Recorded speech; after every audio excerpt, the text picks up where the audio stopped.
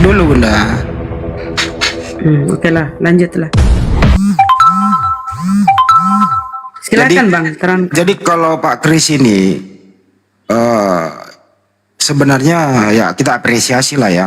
Kami tuh maunya Bible yang ada di Republik ini itu jangan terbungkus Islam. Tampil apa adanya aja. Sebagaimana yang dibawa. Bentar dulu Bang, izin dulu Bang. Jangan terbungkus Islam lah. Gantilah sampulnya Bible, kan keren gitu loh. Supaya tampil apa adanya gitu. Supaya terjual apa adanya, jangan sampai mengelabui pembelinya gitu loh. Terbungkus Islam tapi isinya itu pagan gitu loh. Itu maksud saya Bang. Kira-kira begitu. Lanjut.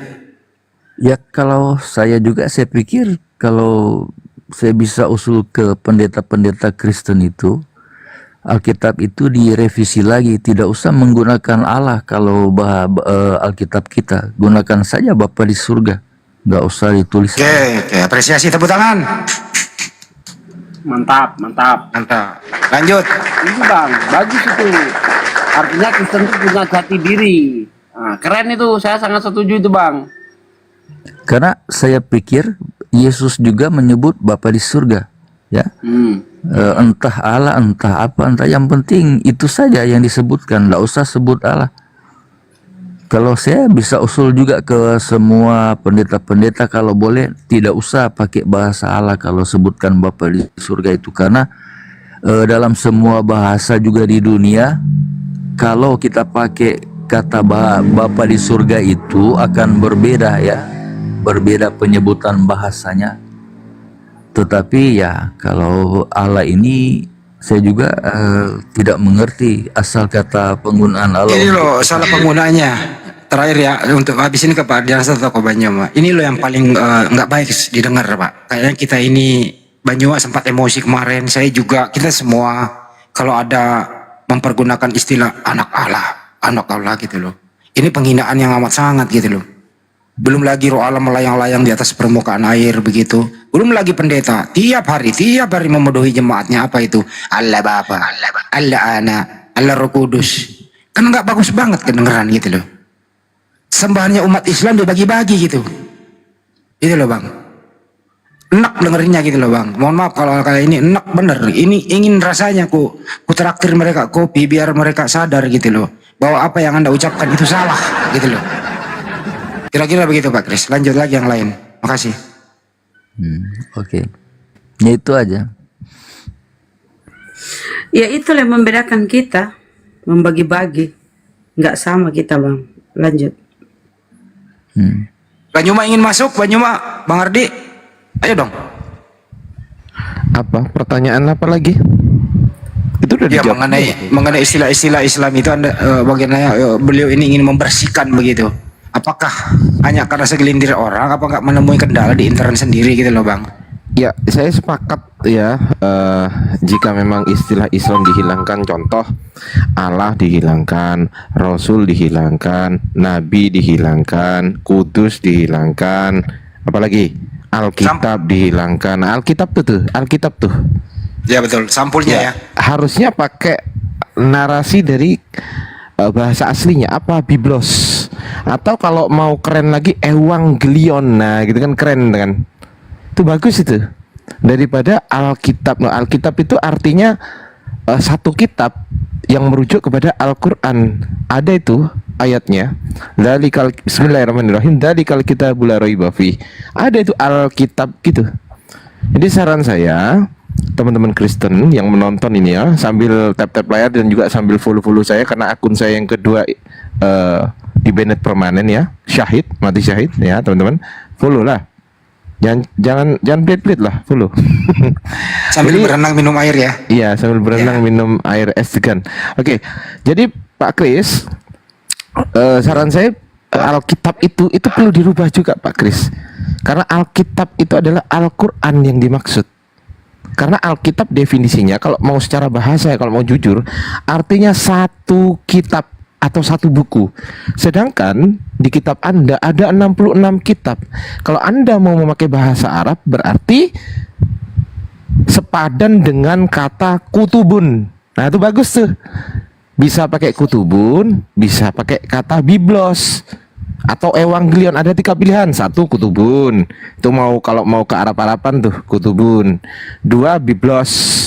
Atau 3 evangelion. Itu bagus itu. Ada satu lagi, buku-buku. Ya boleh lah, itu boleh. Tapi itu kan bahasa Indonesia, nggak keren. Yang keren tuh evangelion tuh keren tuh. Atau biblos, kayak ini nih, kayak di apa namanya, di Amerika itu kan, di Amerika Eropa itu kan mereka pakai Holy Bible gitu kan, bahasa Inggrisnya kan Bible. Iya, Kalau bahasa aslinya kan biblos ya Pak ya. Iya. Itu baca Matius 1 ayat 1. Biblos. Nah, gitu kan. Di situ tertulis biblos. Atau kalau mau evangelion ada di Markus 1 ayat 1. Archeto evangelion iso Kristo huyo touteo. Nah, itu boleh itu. Evangelion tuh. Itu bagus, Pak. Terus Pak, Rasul juga dong, Rasul juga. Ya, Rasul itu juga diganti. Kisah para Apostolos. Hilang Mardiansa.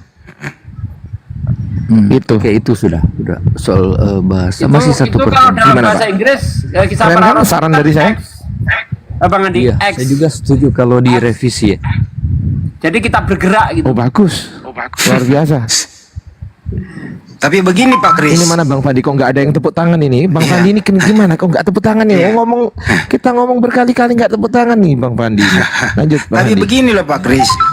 Kalau ini Pak Kris, kalau ini dilakukan begitu ya, tampil apa adanya, tampil tulus dan murni, konsekuen, punya jati diri, sebagaimana yang dibawa Belanda masuk ke Nusantara waktu itu, tampil apa adanya. Menurut Pak Kris ini laku dijual apa enggak ya? Menurut Pak Kris? Cepat. Saya juga kaget sih waktu diskusi sama Bang Suma, ada ayat yang sudah tidak diterjemahkan itu tentang apa itu, kalau mengikut Yesus dapat 100 apa itu kali lipat 100 itu. istri. Gunaika. Saya juga baru tahu kalau itu ada yang tidak diterjemahkan. Banyak Bang. Tidak diterjemahkan Bang, dibuang, dihilangin. Dihilangin. Banyak Bang. Hosana itu nggak diterjemahan Hosana. Itu masih ada di situ Bang Andi. Kalau Yang ngomong malah soal dihilangin. Bible, jangan ngomong soal tidak diterjemahkan, Bang. Ada yang direvisi, ada yang ditambahin. Nah, itu banyak itu. Ada yang Lanjut. dihilangin. Iya ya, Markus 16 ya sampai 8 itu bodoh. contohnya, Kisah Para Rasul 4:13 di mana di situ ada seharusnya kan diterjemahkan buta huruf dan idiot. Kata idiot dibuang di situ. Terus ada juga tentang makan ikan bakar, ikan goreng, itu juga sebenarnya ada yang tidak dimasukkan itu, mengenai madu ya, sarang madu. Madu Ya, hilang. nggak Kenapa dimasuk. bisa begitu? Nggak tahu, Katanya saya nggak juga. boleh merubah ayat, tidak boleh mengurang, tidak boleh menambah, kok kayak gitu. Iya, Yesaya juga 53 itu, Yesaya 53 itu Bang. Waduh, sangat diperkaos itu terjemahannya. Marah Yahudi itu punya, kok terjemahannya begini banget gitu loh. Orang kaya jadi penjahat ya. Bang Handi, ya. itu Yahudi itu juga marah di Yohanes 7:53 sampai Yohanes 8:1 sampai 11 tuh Yahudi marah loh itu. Bang Billy sampai bilang, masa gini nih? Karena orang Yahudi itu kalau menuduh orang berzina itu nggak segampang itu loh. Harus ada saksi loh. Saksinya minimal berapa loh? Nah, begitu. Tapi di Bible di Yohanes 7:53 sampai 8:1-11 itu segampang itu yang menuduh perempuan, mohon maaf ya, dari cup adultery itu ya. Aku nggak mau sebut, ntar kebenet lagi. Jangan. Karena tadi disinggung Banyuma namanya. Silakan Banyuma, ada tanggapan ini saudara Kris kita ini. Silakan Banyuma, udah ngopi belum? Silakan. Iya, baik. Oke, satu lagi pertanyaan saya boleh? Silakan, Bang. Ya gini ya, ini maaf ya, dengar teman aja. Islam itu mengimani Injil itu diturunkan kepada umat Kristen. Terus temanku bilang, Bukan. Kepada bukan. Bani Israel. Bani Israel. oh iya Bani Israel. Terus Islam juga dilarang baca Injil. Apa itu betul? Nggak ada larangan baca Injil. Nggak ada larangan. Masalahnya Injilnya nggak ada, Bang. Mana Injil yang kami harus baca itu nggak ada. Baca Terus kalau Bible Alkitab- kali, baca Bible. Kalau mungkin. Bible bisa dibaca. Bisa. Kenapa tidak? Itu kan bacaan Enggak, sama gimana seperti saya bisa hafal banyak Bible kalau nggak baca? bisa. Itu kan sama dengan buku-buku yang lain Ya, itu. makanya saya pikir kalau memang itu ajaran Islam tidak boleh baca Bible ini, ya, terus saya bertanya-tanya kan, kok ini orang Islam itu banyak mempelajari Alkitab, kok lebih lebih hebat orang Kristen kelihatan. Tapi temanku bilang sebenarnya orang Islam dilarang baca ini Bible ini. Nggak ada dalilnya, Bang. Nggak ada dalilnya ya, nggak ada ya. Oh, berarti nggak tahu ya dia ngarang atau ada alasannya atau apa. Ya itu aja. Oke, baik. Jadi gini, Bung. Keberadaan Kristen ini mohon maaf ya, saya harus ngambil jalan tengahnya. Jadi di dalam Al-Qur'an kemudian dikatakan dalam surah Ali Imran ayat 84. Bismillahirrahmanirrahim. Qul amanna billah wa ma unzila alaina wa ma unzila ala Ibrahim wa Ismail wa Ishaq wa Yaqub wal asbati wa ma uti Musa wa Isa wan nabiyuna min rabbihim. Jadi Al-Qur'an itu kemudian memberikan suatu pengajaran. Allah pencipta langit dan bumi itu memerintahkan Rasulullah untuk berkata, katakanlah wahai Nabi Muhammad, kami beriman kepada Allah dan kepada apa yang diturunkan kepada kami dan yang diturunkan kepada Nabi Ibrahim, Nabi Ismail, Nabi Ishak, Nabi Yakub dan anak cucunya, dan apa yang diberitakan atau yang diberikan kepada Nabi Musa dan Nabi Isa alaihissalam dan para nabi dari Tuhan mereka. Kami tidak membeda-bedakan seorang pun di antara mereka dan hanya kepada kami berserah diri. Jadi dalil ini menerangkan bahwa Tuhan yang datang kepada Bani Israel, termasuk Nabi Ibrahim, termasuk Nabi Nabi Ismail, itu adalah Tuhan yang sama yang datang kepada baginda Rasulullah Muhammad sallallahu alaihi wasallam. Nah, Kristen ada di sini. Karena Kristen Tuhannya beda dia. Kristen itu Tuhannya merujuk kepada Yesus, anak orang. Sedangkan Yahudi dan Islam itu diberi perjanjian kekal. Di dalam kitab Kejadian 17 nomor 7 diterangkan, aku akan mengadakan perjanjian kekal kepada keturunanmu, wahai Abraham, keturunan anak-anakmu dan keturunan cucumu, anak-anakmu, cucumu dan semua daripada darah dagingmu secara turun-temurun. Di dalam Kejadian 17 nomor 7, yaitu aku akan menjadi sembahan mereka, aku akan menjadi Tuhan mereka secara turun-temurun. Jadi Tuhan yang disembah Abraham, Tuhan yang disembah yang disembah oleh Nabi Ismail, disembah oleh Nabi Ishak, itu adalah Tuhan yang sama. Makanya dikatakan Al-Quran, wa ma unzila alaina wa ma unzila ala Ibrahim wa Ismail wa Ishaq. Itu pernyataan Al-Quran, sama seperti Kejadian 17 nomor 7. Nah, artinya permasalahan ini hanya bisa dipecahkan oleh orang Islam dan orang Yahudi. Kristen ini penumpang gelap. Mohon maaf, saya harus mengatakan itu. Kristen ini bukan bagian daripada agama samawi. Kenapa saya mengatakan demikian? Karena di dalam kaidah Islam, kami mengenal ada yang disebut Yahuwahu. Kami menyebutnya Allahumma. Kami menyebutnya Al-Ali. Kami menyebutnya Ilahi. Kami menyebutnya Al-Qadir. Kami menyebutnya Al-Alamin. Kami menyebutnya kemudian dengan sebutan Allah. Saudara-saudara Yahudi kami mengenal Yod-He-Vav-He, Yahuwahu. Saudara-saudara kami mengenal Elohim, Allahumma. Saudara-saudara kami menyebutnya dengan sebutan Al-Ali. Saudara-saudara kami menyebutnya Elohai, kami menyebutnya Ilahi. Saudara-saudara kami menyebutnya Al-Saddai, kami menyebutnya Al-Qadir. Mereka menyebut kemudian dengan Eloah, kami menyebutnya dengan Allah. Kristen gak ada di sini. Kristen gak ada di sini. Lidahnya orang Kristen itu tidak familiar dengan ini. Orang Kristen itu hanya menyebut Tuhan Yesus, Tuhan Yesus. Tak ada dalam gelar jabatan Tuhan yang datang kepada Bani Israel. Yotefave, Elohim, Al-Ali, El-Elai, Elohai, As-Sedai, itu tak ada. Kristen nggak kenal itu. Sementara umat Islam mengenalnya apa? Yahuwahu, Allahumma Al-Ali, Ilahi, Al-Qadir, dan seterusnya, Allah dan seterusnya. Di Kristen tak ada. Maka berbicara mengenai pencipta langit dan bumi, Kristen nggak punya tempat, nggak ada kapling di sana. Kalau berbicara mengenai dewa menjadi manusia, Kristen lah itu tempatnya. Jagonya itu Kristen tuh. Kalau berbicara tentang dewa jadi manusia, wow, paling hebat. Separuh manusia, separuh Tuhan, separuh Theos. Theos itu dewa. Hebatnya Kristen itu di situ. Kalau teman-teman kami Yahudi, Aloha, Elohim, Elohai, Sedai, Sefaot, itu mereka mengenal itu. Dan itu juga disifati oleh Tuhan yang ada di dalam ajaran agama Islam. Itu jelas itu.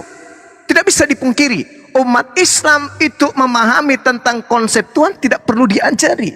Al-Quran mengatakan dalam surah Taha misalnya, Allahu la ilaha illahu lahul asma'ul husna. Itu dikenal oleh Islam. Maka ketika umat Islam itu menjabarkan itu terurai di dalam kitabnya orang Yahudi dengan menyebut Elohai, Elohim, Elohai, Sedai, Sefaot.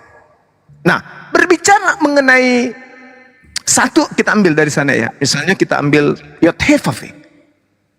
Di dalam bahasa Arabnya disebut Yahuwahu. Ya, dia yang ada dari ada. Atau dia adalah dia. Nah, itu yang dalam Al-Quran. Ini merupakan nama yang dikenalkan kepada bangsa Israel. Nama ini bermakna dia adalah. Itu maknanya. Sedangkan kata asal dari Yot-Heh-Vaveh itu sendiri adalah Ehye. Nah ini kalau teman-teman yang belajar bahasa Ibrani ini sampai ke sana tuh. Ehye. Dalam bahasa Ibraninya itu jelas dikatakan dalam kitabnya mereka, saudara-saudara kita Yahudi, sering mereka sebutkan dengan penjelasan bahwa Wayomer Mose Al-Hai Elohim Inne Anochi Fal Albinai Israel dan seterusnya. Fi amartilahem Elohei Afenuhem Silahani Alechem. Banyak pengakuan-pengakuan kemudian orang Ibrani itu dalam bahasa mereka. Fi amru lil mashemo. Itu yang mereka katakan tuh. Artinya berbicara mengenai pernyataan ketika kemudian Tuhan berkata atau Musa berkata kepada Tuhan, apa katanya? Tetapi apabila aku mendapatkan orang Israel dan berkata kepada mereka, Tuhan nenek moyangmu telah mengutus aku kepadamu, dan mereka bertanya kepadaku, bagaimana tentang namanya? Apa yang harus aku jawab kepada mereka? Lalu diajarinlah Nabi Musa tuh, Wayomer Elohim El Musa atau El Mose.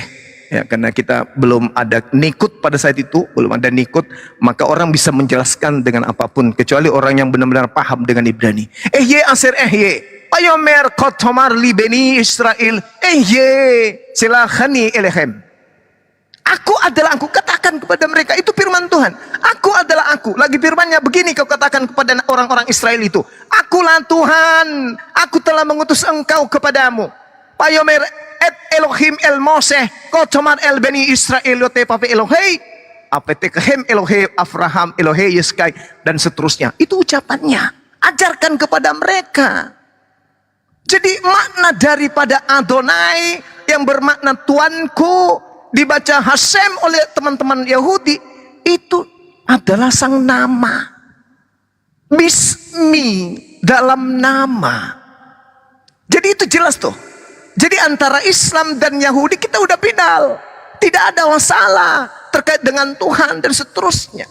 Karena eksistensi Yot-Heh-Vaveh di dalam sejarah Bani Ismail tidak lepas dari pengajaran bapaknya Abraham atau Ibrahim alaihissalam. Nama Yot-Heh-Vaveh di dalam literatur Ismail dibaca Yahuwah atau Yahuwahu lengkapnya. Nama ini pun juga itu kalau kita berbicara sama seperti apa? Kalau hadir teman kita, sahabat kita Ahi Billy, kita sering bertanya kepada dia, Ahi Billy, itu kalau Anda memahami tentang konsep Islam, di dalam kitab saudara yang Anda sebut Hashem itu di dalam kami Islam itu disebut apa? Beliau menyebutnya itu adalah Allah. Itu Bung. Sedikit lagi. Jadi ketika berbicara kemudian terkait dengan Tuhan, sembahan, ya sekali lagi saya katakan bahwasanya ajaran yang datang kepada Bani Israel yang diterima dari Nabi Ibrahim alaihissalam itu adalah ajaran yang sama yang diajarkan kemudian oleh Allah Subhanahu wa taala kepada kami umat Islam. Saya kira begitu. Jadi tak ada masalah antara penamaan yang tadi dan seterusnya. Yang bermasalah itu adalah dewa menjadi separuh manusia, separuh Tuhan, separuh dewa. Itulah yang disifati oleh orang Kristen. Jadi kalau misalnya berbicara mengenai konsep ketuhanan, ya tidak nyambung sebenarnya, karena Kristen itu berbicara mengenai konsep kedewaan. Demikian.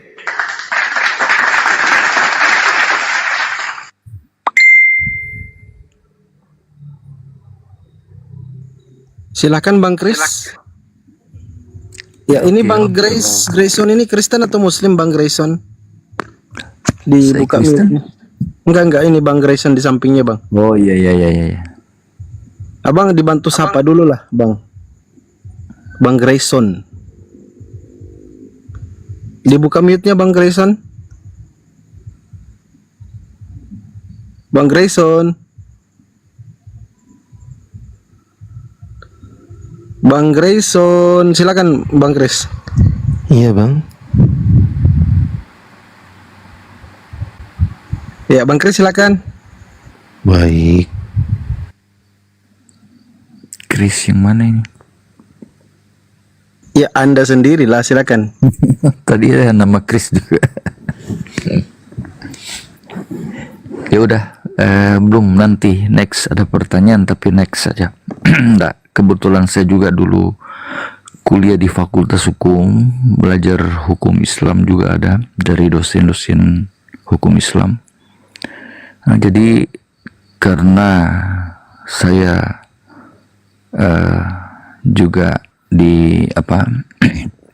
suka belajar banyak tentang hukum ya. Nah makanya kalau saya di Kristen itu, saya baca di bagian akhir di kitab Wahyu itu dikatakan yang penting di sini mereka yang memelihara hukum-hukum Allah dan memiliki kesaksian Yesus. Nah itu luput dari murka-murka yang akan terjadi. Makanya saya mau meneliti hukum ya, baik dari hukum Islam sendiri maupun di ajaran Buddha juga ada hukum-hukumnya, ada sedikit kesamaan ya, untuk bagaimana kita mengasihi sesama. Jadi itu, karena saya penasaran dengan kitab Wahyu ya, di kitab kami di Injil itu, ketika akan terjadi murka Allah, bukan hanya percaya Yesus saja atau memiliki kesaksian Yesus, tetapi hukum-hukum Allah itu perlu. Itu hukum-hukum yang diturunkan kepada Musa, yang 10 perintah Allah itu ya. Kan saya kira Al-Quran juga mengutip hukum pertama, jangan ada padamu ilah lain di hadapanku. Nah berarti kan ini suatu pernyataan bahwa hukum Allah itu tetap berlaku sampai sekarang, yang diturunkan ya, ditulis oleh jari Allah langsung itu. Cuman saya ya, saya kan pemelihara Sabat, karena memang di hukum Allah ditulis ingat dan kuduskan hari Sabat. Jadi saya berbeda dengan Kristen yang lain yang memelihara hari Minggu, hari istirahat. Jadi saya hanya berpegang pada hukum Allah dan kesaksian Yesus. Karena itu dinasihatkan di dalam kitab Wahyu untuk menghindar dari segala murka Allah, ya dua itu, hukum Allah dan kesaksian Yesus. Itu saja. Ya, baik. Jadi gini, Bung. Kalau tidak ada atau Ahi silakan masuk Ahi. Ahi Sugi silakan. Pak D Sugi silakan. masuk Ahi. Padahal Saya kalau ada di Jumat saya suka menyimak aja deh, tambah ilmu. Lanjut. Masya Allah. Kan kadang ada lucu-lucunya guru saya memang. Jadi gini Bung, sekali lagi saya katakan mohon maaf yang sedalam-dalamnya. Kristen dalam hal ini hanya penumpang gelap antara Yahudi dan Islam. Sekali lagi saya ulang kayak gitu ya. itu bukan menyakitin, tapi itu ada anggaplah setrum yang digunakan untuk menyadarkan orang yang sedikit agak kaku saraf-sarafnya. Jadi gini. Enggak, kalau enggak pengaruh itu enggak. Ah, Buat Masya saya Allah. enggak masalah. Oke, Silakan jadi gini, mau Bu. bilang apa enggak apa. Iya, jadi gini. Ketika saudara mengatakan bahwa aturan Elohim, aturan Tuhan yang menjadikan patokan dan kesaksian Yesus. Di kesaksian Yesus mungkin Anda kena berdamai dengan diri Anda. Bahwasanya Yesus itu mau dikenal sebagai utusan Tuhan. Utusan Hashem, utusan Eloah. Mungkin, saya tidak tahu, saya tidak mendengarkan dari awal saudara saya dari sekte apa gitu ya. Kalau mempersaksikan Yesus sesuai dengan kesaksiannya, ada kesaksianku yang lebih penting dari kesaksian Yohanes Pembaptis, bahwa segala yang aku bawa dalam risalah kenabianku datang di tengah-tengah Bani Israel, bahwa aku adalah Rasulullah, Rasul daripada Eloah. Berarti Anda berada pada kesaksian yang betul tentang Yesus. Masalahnya kemudian adalah ketika Anda merasa bahwa hukum Torah itu bagian yang dituliskan kemudian oleh Nabi Musa, dan hukum-hukum yang datang kepada Bani Israel, Bani Yakub, itu juga terikat kepada Anda, di situ kelirunya. Lain cerita kalau Anda berasal dan bernasab dari 12 anak Yakub. Kenapa demikian? Yeremia 31 nomor 31 sampai 32. Aku akan mengadakan perjanjian baru dengan Bani Israel dan Bani Yehuda. Kristen masuk nggak di situ? Tidak ada. Kristen tidak masuk di situ. Jadi hukum Tuhan yang datang berupa kitab Taurat itu tidak masuk Kristen di sana. Islam juga tak masuk di situ. Itu hanya hukum kepada Bani Israel saja.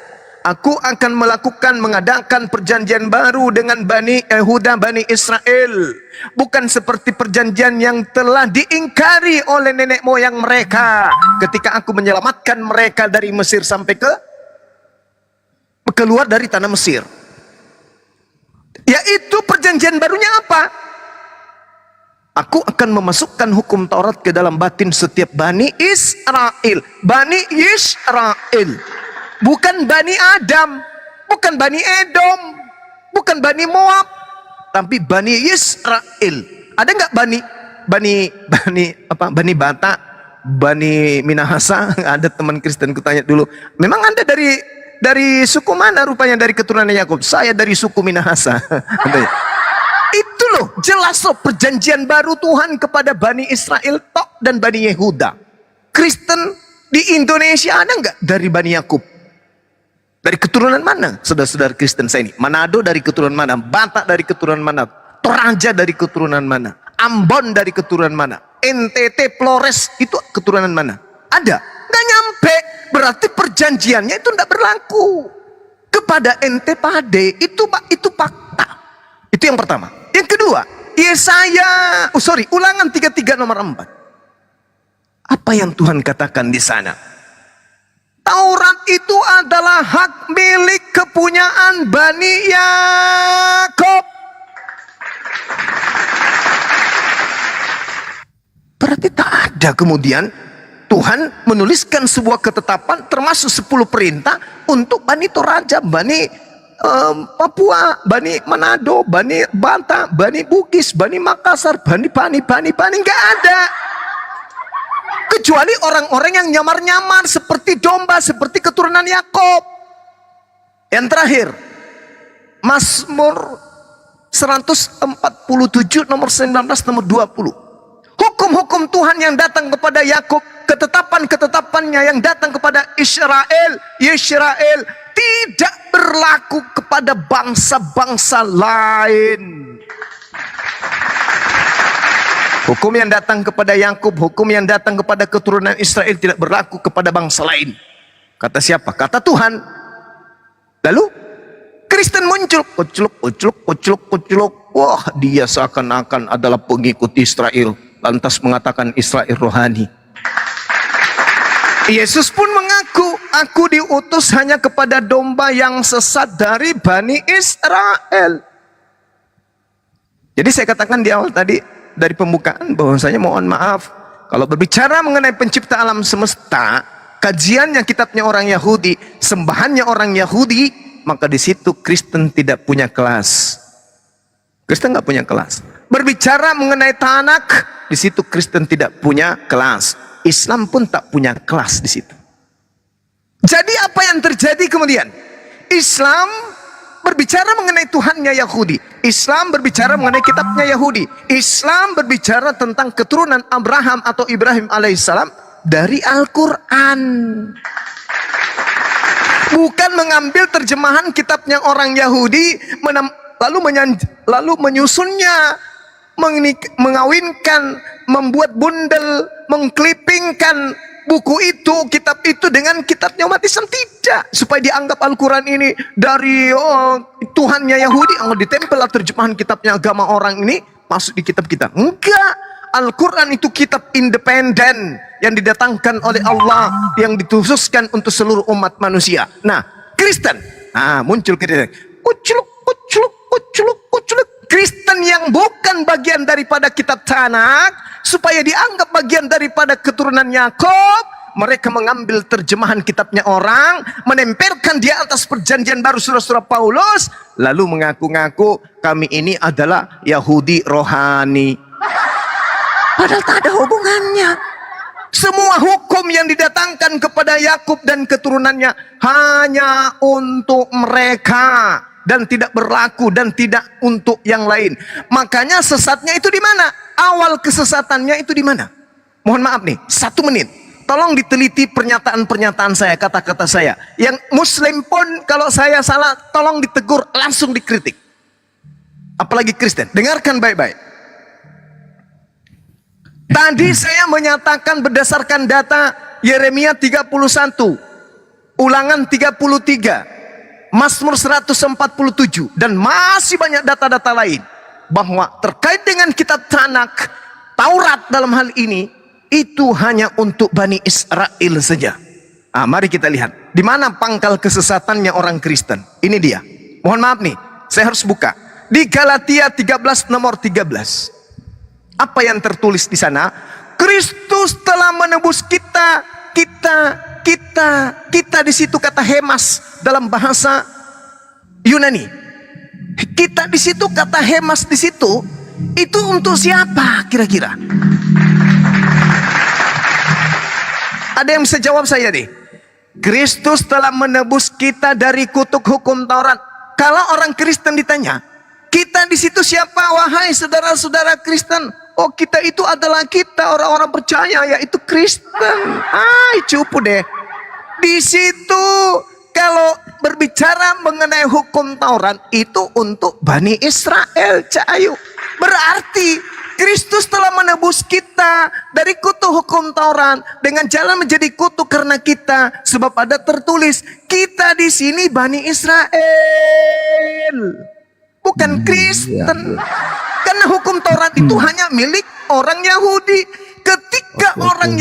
Ketika hukum Taurat itu ingin dihapuskan, dibatalkan atau digenapi, maka digenapi untuk yang mempunyai buku, yang mempunyai kitab. Berarti Yesus mati di atas tiang salib dengan cara terkutuk untuk siapa? Untuk siapa? Bani Israel. Bani Israel. Begitu cara belajarnya. Bukan untuk orang-orang di luar Israel. Oke, mantap. Terus begini ya. Ya, silakan. Kita kan belajar kitab ya. Kita belajar tentang bagaimana sikap Allah terhadap Adam, terus nabi-nabi. Nah, kita kan membaca ada positif negatifnya ya. Kalau peraturan Tuhan itu yang kita lihat di kitab-kitab itu, kalau itu baik kita ambil. Tapi kalau misalnya ada nabi-nabi yang melakukan kesalahan, ya kita tidak boleh ambil. Dan Tuhan kan untuk semua manusia, bukan cuma untuk Adam saja, Abraham saja, atau Israel saja, atau orang Yahudi saja. Tuhan kan Tuhan untuk semua manusia di dunia ini. Jadi kalaupun kita belajar dari aturan-aturan Tuhan pada masa tertentu, situasi tertentu, kondisi tertentu, di bangsa tertentu, kan tidak salah kalau kita ambil positifnya ya. Apa yang dikehendaki Tuhan pada zaman itu, ya itu yang kita ambil. Kalau apa yang tidak dikehendaki Tuhan pada zamannya Israel itu jangan kita ambil. Nah sekarang Pak ya, maaf ya kalau saya bertanya agak ekstrim. Kalau Al-Quran itu ya diturunkan di Arab sana ya, ya berarti Al-Quran itu untuk orang Arab saja, bukan untuk orang Indonesia kalau Bapak mengurai seperti tadi. Oke, saya jawab. Al-Quran datang kepada bangsa Arab. Kalau kita menggunakan akal sehat, kalau hukum Tuhan diperuntukkan untuk seluruh umat manusia, bukan berarti hukum Tuhan itu maka setiap bangsa punya nabi. Bukan. Tapi kita lihat, Nabi Musa diutus untuk kaumnya. Yesus di dalam Kisah Para Pewarta 13 nomor 23 diutus untuk sebagai juru selamat bagi Bani Israel. Coba Anda baca. Bukan juru selamat untuk semua bangsa. Di situ dijelaskan Yesus diutus sebagai juru selamat bagi Bani Israel. Matius 15 nomor 24 diutus hanya untuk Bani Israel. Itu poin pertama. Yang kedua, ajarannya itu mencakup suku itu aja, yaitu Bani Israel, Bani Ishak. Sedangkan Al-Quran diturunkan kepada bangsa Arab untuk supaya bangsa Arab ini diperintahkan mengajarkan ke seluruh umat manusia. Mana ayatnya? Kita lihat seruan-seruannya kemudian. Bil bayyinati was subur wa ansalna ilaika dzikr litubayyana linnas ma nuzzila ilaihim wa la'allahum yatafakkaru. Itu perintah Allah. Wahai Nabi Muhammad, aku wahyukan Al-Quran kepadamu agar engkau menyampaikan, agar engkau mengajarkan kepada seluruh umat manusia. Coba, kepada seluruh umat manusia, apa yang harus mereka kerjakan, apa yang harus mereka lakukan. Aku utus engkau dengan Al-Quran ini agar engkau menyampaikan Al-Quran ini kepada seluruh umat manusia. Nah, mana perintahnya kemudian kepada Nabi Musa untuk seluruh umat manusia? Tak ada. Kan tadi sudah dibaca dalilnya bahwa itu hanya milik kepunyaan Yakub dan keturunannya. Sedangkan Al-Quran seruannya, ya ayyuhan nasu abudu rabbakumul lati khalaqakum, ya ayyuhan nasu kulu mimma fil ardi halalan tayyiba, ya ayyuhan nasu taqu rabbakumul lati khalaqakum, ya ayyuhan nasu qad ja'akum rasulu bil haqq, ya ayyuhan nasu qad ja'akum burhana. Ya ayyuhan nas itu artinya wahai seluruh umat manusia. Nah, Al-Quran datang menyeru itu. Kalau di kitabnya orang Yahudi, ya Bani, ya Israel, ya Musa, Shema Israel. Orang Israel harus tahu bahwa yang kumaksud adalah Yesus, seorang yang diutus oleh Allah untuk menjadi perantara. Selalu Israel, Israel, Israel. Bahkan Markus 12 nomor berapa itu, akhi? 219 ya. Ya. Shema Israel Adonai Eloheinu Adonai Ahad. Nah, Israel tidak disebut ya ayuhan nas, wahai seluruh umat. Berbeda dengan yang disifati Al-Quran. Semua ya ayuhan nas, ya ayuhan nas, ya ayuhan nas, ya ayuhan nas qad ja'akum mau'izatum mir rabbikum wa shifa, dan seterusnya. Ya ayuhan nasu taqu rabbakum inna zalzalatas sa'ah, dan seterusnya. Selalu ya ayuhan nas, wahai seluruh manusia, wahai seluruh manusia. Itu Al-Quran. Makanya untuk memahami Al-Quran harus menggunakan kaidah orang Arab, karena dia yang tahu. Al-Quran itu diwahyukan kepada mereka, maka yang berhak untuk mengajarkan adalah mereka. Setelah kemudian disiplin ilmu itu disebarkan ke seluruh penjuru bumi, maka siapapun yang menguasai disiplin ilmu itu bisa mengajarkan Al-Quran, karena mereka sudah punya ijazah, tanda legalitas untuk mengajarkan Quran. Itu bung. Jadi Al-Quran itu untuk kita, itu baru betul. Tapi kalau yang di Galatia 3 itu keliru. Kita di situ hanya untuk Bani Israel, tapi kalau kita di Al-Quran itu untuk kita semua. Makanya ada yang disebut kafir. Kenapa disebut kafir? Karena menolak Al-Quran, menolak Rasulullah, menolak kemudian Allah. Sedangkan Allah dan Eloah itu adalah satu hakikat. Yang berbeda itu adalah dewa yang nuzul menjadi manusia. Itu yang beda. Itu di luar garis, bukan agama samawi. Itu agama ardi, agama buatan manusia. Saya kira begitu.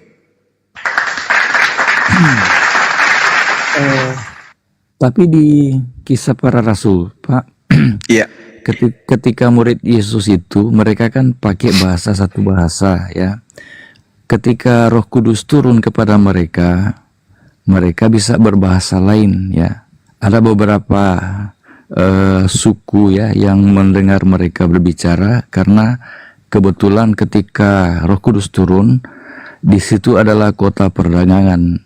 Jadi berbagai orang yang dari perantauan ketemu di situ. Nah, tiba-tiba mereka diberikan kemampuan untuk berbicara bahasa lain. Dan orang-orang yang mendengar, mereka mengerti. Kok mereka bisa bicara bahasa kita? Nah, setelah itu ada perintah ya, memang sampaikanlah Injil ke seluruh bangsa ya, bahasa dan kaum. Jadi artinya ke seluruh dunia juga. Nah, murid-murid Yesus ini diberikan kemampuan untuk menyampaikan Injil ke bahasa-bahasa lain. Dan sampai murid-murid Yesus itu ada yang matinya di India, matinya di negara lain-lain itu karena mereka sudah menginjil dengan bahasa mereka itu. Jadi tidak terbatas untuk orang Yahudi saja, karena Israel sendiri telah menolak Yesus. Sehingga dibukalah anugerah untuk orang lain. Makanya Yesus pernah katakan dalam perumpamaan, akulah pokok anggur, kamulah ranting-rantingnya. Ya. Jadi artinya kita ini dicangkokkan ya. Kita kalau mengikut Yesus itu bukan berbicara kita ikut Yahudi bukan. Karena memang Yesus, murid-murid Yesus diberikan tugas untuk ke daerah-daerah lain di luar Israel karena mereka telah menolak Dia. Jadilah daripada yang mau diselamatkan itu ya, yang mau didatangi itu tidak mau, ya saya kasih saja ke orang lain. Saya kira begitu sederhana, tidak susah dipahami. Sampaikan Injil ke seluruh bangsa. Jadi kita juga Indonesia ini menerima Injil bukan menerima ajaran Yahudi atau ajarannya siapa, tapi Yesus yang memerintahkan itu. Itu saja Pak kesamaannya. Oke, baik. Yang pertama yang harus dipahami ya, bahwasanya ketika kita berbicara mengenai kisah pewarta 2 ini, di situ dijelaskan, maka penuhlah mereka dengan Roh Kudus. Lalu mereka mulai berkata-kata dalam bahasa-bahasa lain, seperti yang diberikan oleh Roh Kudus itu kepada mereka untuk mengatakannya. Coba baca selanjutnya. Waktu itu di Yerusalem diam orang-orang Yahudi yang soleh dari segala bangsa di bawah kolong langit. Saya ulang. Di situ diam orang-orang Yahudi, orang-orang Yerusalem yang soleh dari segala bangsa di bawah kolong langit. Artinya apa tuh? Orang-orang Yahudi yang berasal dari segala bangsa yang ada di bawah kolong langit ini. Kenapa demikian? Baca Yehezkiel 5. Apa di Yehezkiel 5 itu? Atau baca Yeremia 9. Apa di data dua data ini? Di bab 2 data di 2 bab ini. Yeremia 9, Yehezkiel 5. Ternyata di situ Tuhan murka kepada orang Yahudi Bani Ishak, keturunan daripada Ishak, sehingga Tuhan menghamburkan mereka ke seluruh penjuru bumi. Itu yang dimaksud. Waktu itu di Yerusalem diam orang Yahudi yang saleh dari segala bangsa di bawah kolong langit. Ketika turun bunyi itu, berkerumunlah orang banyak. Mereka bingung karena mereka masing-masing mendengar rasul-rasul itu berkata-kata dalam bahasa mereka masing-masing. Orang Yahudi yang menggunakan bahasa mereka masing-masing karena mereka berasal dari segala bangsa yang ada di bawah kolong langit ini. Mereka semua tercengang-cengang dan terheran lalu berkata, bukankah mereka ini semua yang berkata itu orang Galilea? Bagaimana mungkin kita masing-masing mendengar mereka berkata-kata dalam bahasa kita sendiri, yaitu bahasa yang kita pakai di negeri asal kita. Ini yang berbicara orang Yahudi. Kita orang Partia, kita orang Media, kita orang Elam, kita penduduk Mesopotamia, kita Yudea, tapi mereka ini ini semua adalah orang Yahudi yang tinggal di negara itu, negara bangsa itu. Itu yang pertama. Yang kedua, meskipun ada perintah kepada seluruh bangsa di atas muka bumi ini, tapi perintah Yesus itu jangan dirubah, Cak Ayu. Jangan dirubah. Sampaikan ke penjuru bumi. Naik ke mimbar-mimbar. Teriakan sekencang-kencangnya. Yesus diutus hanya kepada domba yang sesat dari umat Israel. Yesus adalah utusan Tuhan yang datang ke tengah Bani Israel. Yesus adalah manusia yang tidak bisa berbuat apa-apa dari dirinya sendiri. Yesus adalah orang yang datang di tengah-tengah Bani Israel, yang ingin dipercayai oleh Bani Israel bahwa dia hanyalah utusan Tuhan. Beritakan itu. Jangan justru masuk ke situ seakan-akan kita adalah bagian daripada itu. Bukan. Sama kami seperti Islam. Kami menerima bahwa Nabi Isa datang kepada Bani Israel dengan seabrek mujizat yang Tuhan berikan kepadanya. Tapi kami, meskipun di dalam Al-Quran lebih banyak namanya disebutkan daripada Nabi Muhammad SAW, tapi kami tidak mengaku-ngaku pengikut Nabi Isa. Tidak. Karena Nabi Isa, meskipun banyak disebutkan, diberitakan ke seluruh penjuru bumi, tapi kami tahu dia diutus hanya untuk Bani Israel. Ya Kristen beda. Justru masuk ke dalam, nyamar-nyamar masuk ke dalam sebagai pengikut. Padahal Yesusnya meminta diberitakan Injilnya. Coba Anda baca dalam Markus 1 nomor 14. Yesus ke Galilea dan mengajarkan Injil Allah. Nah, Injil Allah itu yang mau diberitakan. Bukan Injil Lukas, Markus, Matius, Injil surah-surah Paulus, bukan itu. Injil Allah yang minta diberitakan kepada seluruh bangsa bahwa Nabi Isa atau Yesus telah datang sebagai nabi di tengah-tengah Bani Israel, tapi Bani Israel menolaknya. Selesai perkara. Bukan jadi pengikutnya, malah ngaku-ngaku pengikut. Begitu Bang, silakan. Ya. Tapi kan ada ayat lain juga selain di Kisah Para Rasul itu, ya. Dia sampaikan Injil ke semua bangsa, bukan hanya di ayat itu saja, ada juga ayat lain tapi saya lupa di mana. Matius 28. Itu tadi saya sudah bantah pastor yang membawa itu. Oh iya. Bisa saya menanggapi jawaban Juma, saudara Kalau Juma? saya sih, prinsip saya begini ya. Bisa Bang, Tuhan, tapi sabar. Iya. Silakan, saudara Kristen dulu, silakan. Kalau saya sih, saya mau baca Al-Quran, baca Injil juga, ya saya lihat baik benarnya ada ya. Jadi kalau buat saya Tuhan itu karena untuk semua ya. Jadi untuk entah orang Israel, entah orang yang kita Indonesia ya, kita mengimani bahwa kebenaran ini harus kita terima karena memang sudah sebab kalau akan terjadi penghakiman nanti ya, ketika penghukuman terjadi kemudian kita tidak tahu kebenaran ya, berarti ya kita dihukum ya tanpa kebenaran. Tapi kalau kita sudah tahu kebenaran kemudian kita dihukum, nah berarti kan Tuhan tidak adil ya menghukum orang yang sudah tahu kebenaran. Dan makanya supaya tidak adil kan, ada kiamat ya, ada hal-hal yang mengerikan kalau Tuhan tidak memberitahukan dulu firman-Nya ya. Jadi kalau kita dihakimi berdasarkan apa? Kalau firman itu tidak disampaikan. Nah, jadi saya pikir penting ya kita belajar Alkitab maupun Al-Quran itu supaya kita mengerti, kita tahu ya, supaya kalau Tuhan datang nanti ya, kalau di Alkitab kan dikatakan Yesus akan datang kedua kali ya, untuk menjemput orang yang percaya kepadanya, itu di Alkitab. Nah jadi kalau tidak percaya bukan mereka yang dijemput. Nah, yang penting kalau saya perhatikan perumpamaan Tuhan Yesus di Lukas 16 ya, orang kaya dan Lazarus ya, orang kaya menderita di neraka, dia memohon, sampaikan kepada saudara-saudaraku di bumi ya, karena dia sudah tersiksa. Tapi apa kata Abraham? Kepada mereka ada kitab Musa dan kitab para nabi, dan juga tentang Yesus yang mati dan bangkit. Apalagi mereka punya kitab. Jadi artinya kita belajar kitab ini karena orang di neraka sana sudah tersiksa. Nah, ini adalah rekomendasi dari Yesus memberi perumpamaan itu. Abraham yang memberitahukan kepada mereka ada kitab Musa dan kitab para nabi. Jadi tidak salah kalau kita mempelajari Alkitab maupun Al-Quran itu. Itu kan kitab nabi juga.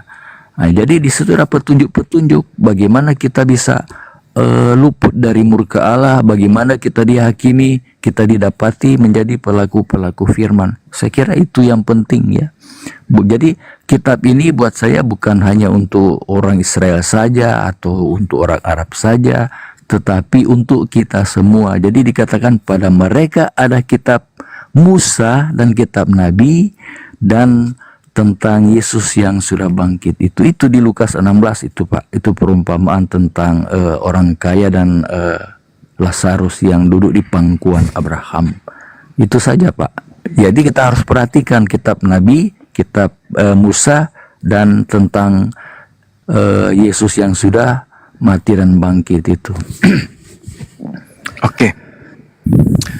Jadi gini, saudara berbicara mengenai dengan apa kita akan dihukum, dihakimi. Coba baca dalam Yohanes 12 nomor 48. Apa kata Yesus di sana? Barang siapa menolak aku dan tidak menerima perkataanku, dia sudah ada hakimnya, yaitu firman yang telah kukatakan. Itulah yang akan menjadi hakimnya pada akhir zaman. Lah iya, makanya di Injil kan banyak firman kan. Kita kan kutip-kutip sedikit saja. Kalau kita baca Injil itu kan banyak nasihat, ya, banyak petunjuk. Jadi perkataan Yesus selama 3 tahun itu yang akan menjadi tolak ukur penghakiman kan? Iya. Kan dia juga mana dia juga perkataan Yesus agar orang-orang ini menyembah kepada dirinya, ibadah kepadanya? Kalau saya ya selalu menemukan yang disembah Bapaknya, bukan Yesusnya. Tetapi sembah Bapa di dalam dia. Maksudnya jadi, gimana tuh? Saya pun kalau berdoa ya, saya kalau berdoa sesuai petunjuk Yesus, Bapa kami di surga. Tapi juga kan ada ayat mengatakan, kalau kamu meminta sesuatu, mintalah dalam namaku. Ya, jadi kan itu apa namanya? Kalau kamu di situ siapa? Ya untuk kita yang membaca firman ini kan. Di sini sesatnya itu di situ. Anda selalu merasa bagian daripada orang yang dimana Yesus berkata, kan penyakit itu Bang. Yesus berkata kepada orang Yahudi, Anda bukan orang Yahudi, Anda yang merasa. Kan itu penyakit. Seorang guru berkata kepada muridnya di dalam kelas, kemudian ada penjual jengkol lewat naik sepeda. Gurunya mengatakan, kalian pada hari Sabtu harus kumpul semua di sini dengan menggunakan seragam batik kalian ya. Muncul lewat kemudian tatak-tatak orang yang sepeda. Oh, ada perintah hari Sabtu ngumpul menggunakan baju batik. Hadir juga bapak itu. Bapak yang sudah usia 60 tahun. Sementara murid-muridnya ini murid SMP. Pada kumpul pakai baju batik warna putih. Muncul bapaknya pakai sepeda kumbang datang. Maaf Pak, saya terlambat. Anda siapa? Pada hari kemarin saya mendengarkan bapak berkata bahwa kita semua pada hari Sabtu. Lah kita di situ bukan kau kuceluk. Pulang. Enyahlah daripadaku, kalian semua adalah pembuat kejahatan. Aku tak mengenal engkau. Matius 7 nomor 22 sampai 23. Jadi jangan merasa bukan mahasiswa dalam perguruan Universitas UI, cuman sekedar lewat jualan pisang goreng, mendengarkan pengarahan daripada rektor. Hari ini tanggal sekian kita semua akan kumpul sama-sama di Senayan. Jangan lupa bawa ini. Pusing dia di rumahnya. Waduh, gimana nih hari Senin kita disuruh kumpul ini. Baru kita disuruh bawa ini lagi laptop. Aduh, kayak mana ini? Pinjam sana sini. Begitu hadir, Bapak siapa? Saya pada hari Jumat lewat di kampus UI, Bapak memberikan pengarahan bahwa kita akan kumpul di sini. Dipukul pakai kampak. Apa-apaan penyamar-penyamar kayak gini? Sadar dong. Makanya Yesus mengatakan, waspadalah kepada serigala-serigala yang nyamar seperti domba. Serigala itu apa? Non-Yahudi. Domba itu Yahudi. Makanya dikatakan di dalam Yeremia 50 nomor 17 bahwa yang disebut domba itu adalah keturunan Yakub. Yesus diutus hanya untuk domba, berarti Yesus diutus hanya untuk keturunan Yakub. Kalau bukan keturunan Yakub ngaku-ngaku pengikut, berarti dia adalah serigala. Kita beragama itu pakai akal, bukan hanya modal baca, pakai akal toh, telaah itu sesuai dengan perintah Yesus. Kasihi Tuhanmu dengan akal budi, berarti pakai akal. Lah kalau hukum itu hanya untuk bangsa Israel, ya percayalah itu hanya untuk bangsa Israel. Ada hukum yang untuk seluruh bangsa, Anda justru tidak percaya, kan itu penyakit, Bang. Itu penyakit, tapi nggak apa-apa. Sekarang Anda giliran saudara aja belajar terus. Pertajam insting Anda untuk belajar. Dalami Bible itu baik-baik. Tapi ingat, pelajari dulu Yesus ini diutus untuk siapa? Kalau ada yang pernah membaca dalam Bible, Yesus mengaku diutus untuk seluruh bangsa. Bisa ditunjukkan dong dalilnya? Karena Yesus mengatakan, aku diutus hanya kepada domba yang sesat dari umat Israel. Beda kalau ada cerita, beritakanlah Injil kepada seluruh makhluk. Beritakanlah Injil kepada seluruh bangsa. Beda. Maksudnya Injil yang diberitakan itu adalah kisi-kisi kurikulum pengajaran Yesus. Tapi tentang pengutusannya, ya hanya untuk Bani Israel. Kita hanya mendengarkan, oh gitu. Sama seperti ketika diutusnya Nabi Nuh, Nabi Lot, Nabi Abraham, sama Nabi Musa, sama. Kita jangan merasa pengikutnya Nabi Lot, kita jangan merasa pengikutnya Nabi Nuh, kita jangan merasa pengikutnya Nabi Musa. Pengikutnya Yesus jangan. Kalau bukan kita ya jangan. Ada nabi yang diutus untuk kita. Apa itu? Yesus mengatakan, masih banyak hal yang ingin kukatakan kepadamu, tapi kamu belum sanggup untuk menanggungnya. Nah, ketika itu Yesus menerangkan bahwa akan ada roh kebenaran yang muncul, yang akan mengajarkan segala sesuatunya tentang keadilan dan pengisapan dunia akan dosa. Itu ada nabi itu. Roh kebenaran itu akan muncul. Roh kebenaran itulah yang diutus untuk seluruh bangsa-bangsa. Bukan Yesus. Yesus hanya untuk Bani Israel saja. Tapi itu hak Anda untuk mengimani iman Anda, kepercayaan Anda, silakan. Saya hanya mengajarkan apa yang saya tahu, menyampaikan apa yang saya tahu. Karena Yesus di dalam kitab Anda sendiri mengatakan bahwa aku berdoa bukan untuk dunia, aku berdoa hanya untuk Israel saja. Bahaya itu. Kalau kita bukan bangsa Israel, kita ngaku-ngaku. Coba Anda dalami dulu deh. Matius 7 nomor 15 sampai nomor 23. Dalami itu dulu. Yesus berpesan kepada muridnya, waspadalah. Ya. Matius 7 nomor 15 sampai nomor 23. Yesus berpesan kepada muridnya, waspadalah kepada nabi-nabi palsu yang datang kepadamu nyamar seperti domba, padahal mereka adalah serigala yang buas. Dari buahnya kau bisa melihat dia. Tanda-tanda buahnya itu satu, memanggil aku Tuhan, mengusir setan pakai namaku, bernubuat pakai namaku, bermujizat pakai namaku. Itu tanda-tanda pengajaran, buah dari pengajaran nabi palsu. Baca. Apakah Anda termasuk di dalamnya? Tapi di doa Yesus itu doa untuk murid-muridnya, tapi juga untuk mereka yang mendengarkan pemberitaan mereka. Jadi doa bukan cuma untuk murid-murid Yesus.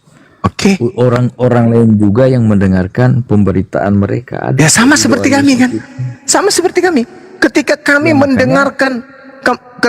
mendengarkan nama beliau disebutkan Isa alaihissalam, kami katakan semoga keselamatan atasnya. Kami mendengarkan nama beliau, kami mengatakan alaihissalam, atasnya keselamatan. Amin. Ya berarti bukan kan saya juga mendengar murid. Ya saya percaya dengan apa yang dikatakan, mendengar berita dari murid-murid Yesus. Oke, kalau begitu kalau kita di luar Israel juga mendengar doa didoakan Yesus tuh, itu kan tidak susah. Nah sekarang mana ucapan Yesus bahwa dia diutus untuk orang-orang di luar Israel? Ada di doanya itu, artinya Yesus menugaskan murid-muridnya itu nyambung. Ketika orang lain mendengarkan kita dari murid-murid, nyambung terus dari Matius 10:5 Matius 10 Anda baca. melarang murid-muridnya. Coba 10:5 Anda baca dilarang Matius 10. Coba Anda baca. 10:5. Matius 10 nomor 5. Yesus berpesan kepada ke-12 muridnya, janganlah kamu menyimpang ke bangsa lain, melainkan pergilah kepada domba-domba yang hilang dari umat Israel. Israel. Kalau ada muridnya ya. mengajarkan kepada selain daripada umat Israel, berarti murid durhaka. Itu kan betul, itu memang disampaikan begitu, ya. Memang diutus, tetapi ketika mereka menolak dia, ya, karena mereka menolak dia, ya kita diberikan kesempatan. Oh ya udahlah, ampunlah saya bang.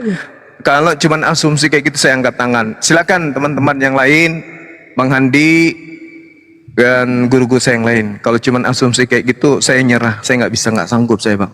Karena saya kalau berbicara, Ada ayatnya kok, itu ada ayatnya itu. silakan tunjukkan ke saya. Tunjukkan. Silakan Anda bantah pesan Yesus kepada ke-12 muridnya dengan data Anda, silakan.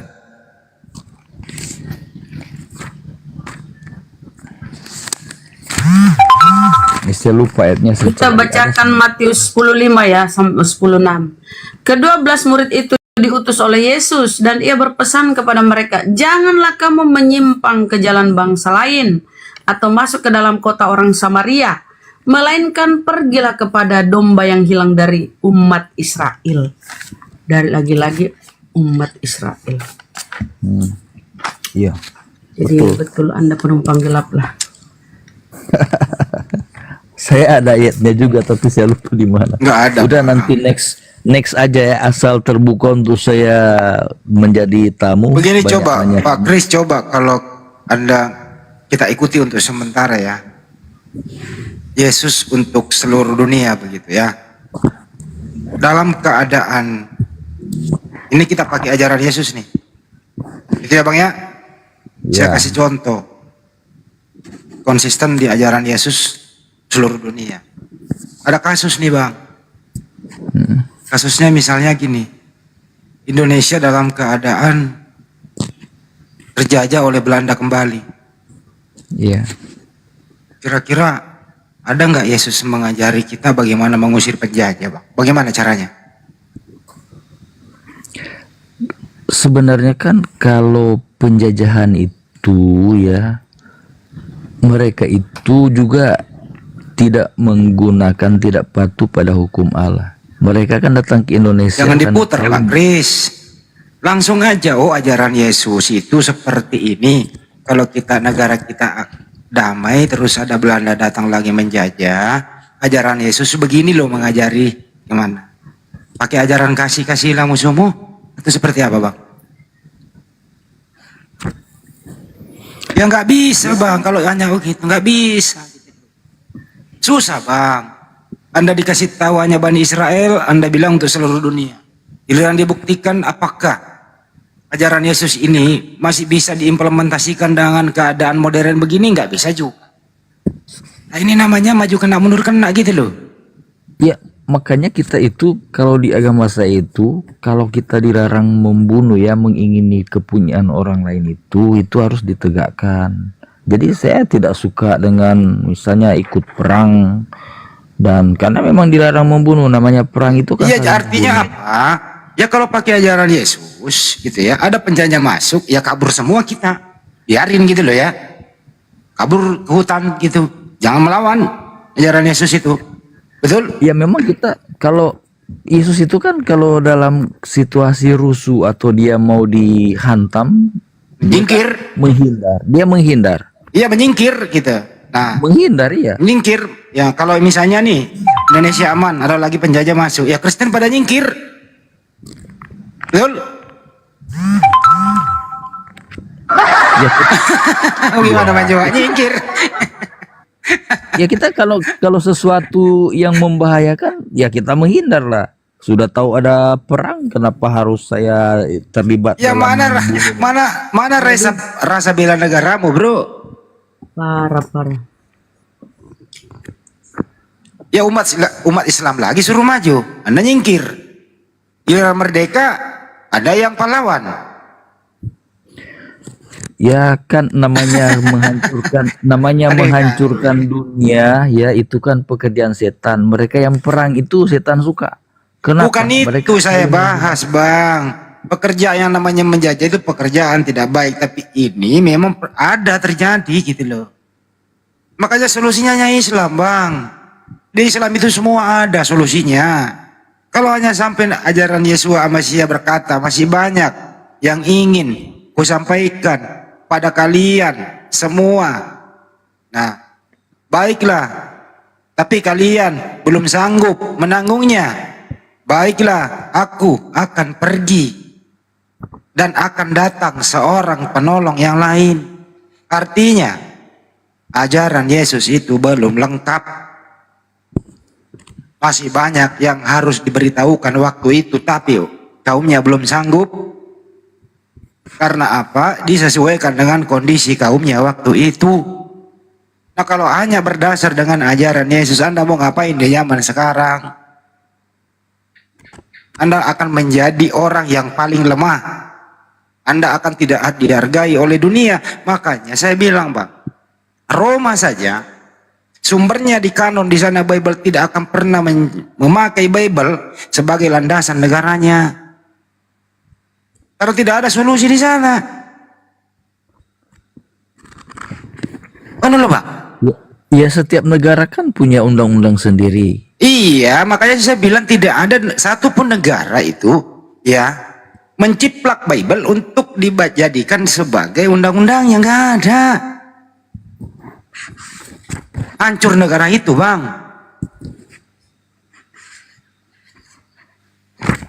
Itu loh. Buktinya Bible masuk di Indonesia. Kenapa nggak mau bertampilan sendiri? Jadi bungkus dengan Islam biar laku. Jadi mohon maaf gitu loh. Iya, agama tertua di Indonesia kan bukan Islam. Islam juga kan datangnya dari. Saya nggak bahas di itu, bawah Bang. pemegang di Aceh. Saya nggak bahas itu. Kita paham semua sejarah kalau itu. Agama tertua ya itu tadi Hindu. Aliran kepercayaan, datang Islam ya mudah diterima. Datang Belanda pura-pura Anda. Terus kemudian Belanda pulang, ya Anda yang mewariskan kan agama Belanda itu. Tapi Bang Handi tahu nggak? Mohon izin saya potong sebentar, Bang Handi. Lanjut. Bang Handi tahu nggak bahwasanya kalau di tanah Jawa itu agama tertua yang dianggap sebagai kepercayaan itu adalah Kapitayan. Tahu nggak, Bang Kris? Nah, Kapitayan ini meyakini bahwasanya Tuhan tidak dapat menjelma sebagai manusia, Tuhan tidak serupa dengan apapun, dan Tuhan itu satu dan Tuhan tidak bisa dilihat. Itu Kapitayan tuh. Di Jawa, di tanah Jawa. Gimana, Bang Kris? Gimana? Tapi tiba-tiba ada muncul agama Tuhan menjelma jadi manusia. Nah, loh. Gimana tuh? Lanjut, Bang Hadi. Maksudnya Yesus itu menjelma. Siapa lagi? Oh, ya kalau itu sih, kalau mengenai Yesus itu dibilang menjelma manusia, memang kalau dibahas dengan kalau membahas dengan kalian itu ya memang nggak ketemu. Nah, cuma kan Kristen itu punya latar belakang penulisan Alkitab, ya punya tafsir, ya. Nah, sehingga mereka punya pemahaman. Itulah yang dimaksud tadi Banyuma dari awal. Kristen ini itu agama ajaran baru, bukan ajaran samawi, bukan ajaran para nabi. Ini ajaran terpisah. Terpisah tapi menjual, dengar dulu Bang. Terpisah tapi menjual nama Yesus. Dijadikan tameng supaya laku gitu loh. Disalahgunakan semua ajaran Yesus itu. Jadi mengaku pengikut Yesus, ternyata tak satu pun ajaran Yesus yang paling signifikan begitu, yang paling fundamental diikuti oleh Kristen, semua dibantah. Tapi dijual namanya, dituangkan, dimatikan, disalib, kemudian dihidupkan jadi Tuhan. Nah ini kan menjual namanya anaknya Maria, gitu ya. Terus kemudian disalahgunakan ajarannya. Tapi Pak, Kristen kalau paling marah itu. Kristen itu paling marah kalau kita katakan Anda tidak mengikuti ajaran Yesus, paling marah dia. Giliran amarahnya reda sedikit, saya tanya, coba sebutkan ajaran Yesus yang Anda lakukan sampai saat ini. Nggak bisa juga buktikan. Apa jawaban terakhirnya? Ajaran kasih. Kasihilah musuhmu. Itu doang, nggak ada yang lain. kan di Injil banyak sebenarnya. Cuma kan kalau diskusi begini kan tidak mungkin kita baca Jangan semua. bilang Injil lah bang. Ya toh. Bible. Udah, oke lah, Bible saja, ikuti gitu. kalian saja. Terus kalau itu dibaca semua kan banyak. Cuma kan kalau kita bicara satu konteks kan tidak mungkin kita baca semua ini sampai pagi tidak selesai. Kan ajaran Yesus misalnya dia berkhotbah di atas Pak Kris, kalau Anda membaca Bible dalam keadaan merdeka tanpa tendensi doktrin yang menggerogoti kepala Anda begitu, saya rasa Anda akan meninggalkan bacaan itu. Sekali lagi saya ulang ya, siapapun yang membaca Bible dalam keadaan merdeka tanpa intervensi oleh doktrin gereja, saya yakin dalam waktu singkat, sesingkat-singkatnya Anda akan meninggalkan yang Anda baca itu.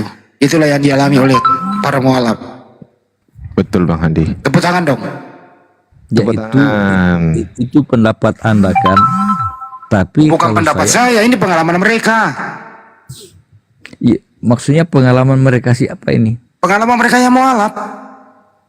Kan ada juga yang dari Muslim pindah Kristen, kenapa? Kan sama. Orang yang murtad itu, Bang, dia nggak pernah mengerti Bible. Justru dia nggak ngerti Al-Quran, nggak ngerti Bible. Orang yang murtad itu nggak ada ilmunya sama sekali. Kita sering tes kok. Murtadin kita tes. Nggak ada ilmunya bang. Paling lari ke luar negeri jadi DPO. Nah, iya saya paham itu. Karena orang Ya udah kalau juga paham. Iya, orang Kristen juga kan ada yang tidak baca Alkitab, cuma namanya aja Kristen. Ya justru ini tadi barusan ada pastor pak, nggak bisa apa-apa. Nyelainnya kiri kanan, dibolak-balik, dijungkir balikan sama Banyuma. Ini hampir pingsan tadi dalam perdebatan. Yes, saya dengar tadi kok saya saksikan. Lain ditanya, lain dijawab. Saya lain dengan dia, saya kan kutip juga Alkitab. Akhirnya lain ditanya, kan lain dijawab. Pertanyaan sederhana tadi itu Banyuma, saya ulangi kembali. Mana perintahnya Yesus pergi gereja di hari Minggu? Jawabannya apa? Ya kita beribadah bukan hanya ke gereja, di kamar juga bisa, di lapangan juga bisa. Loh, Ya saya dengar tadi. kok jawabannya begitu amat?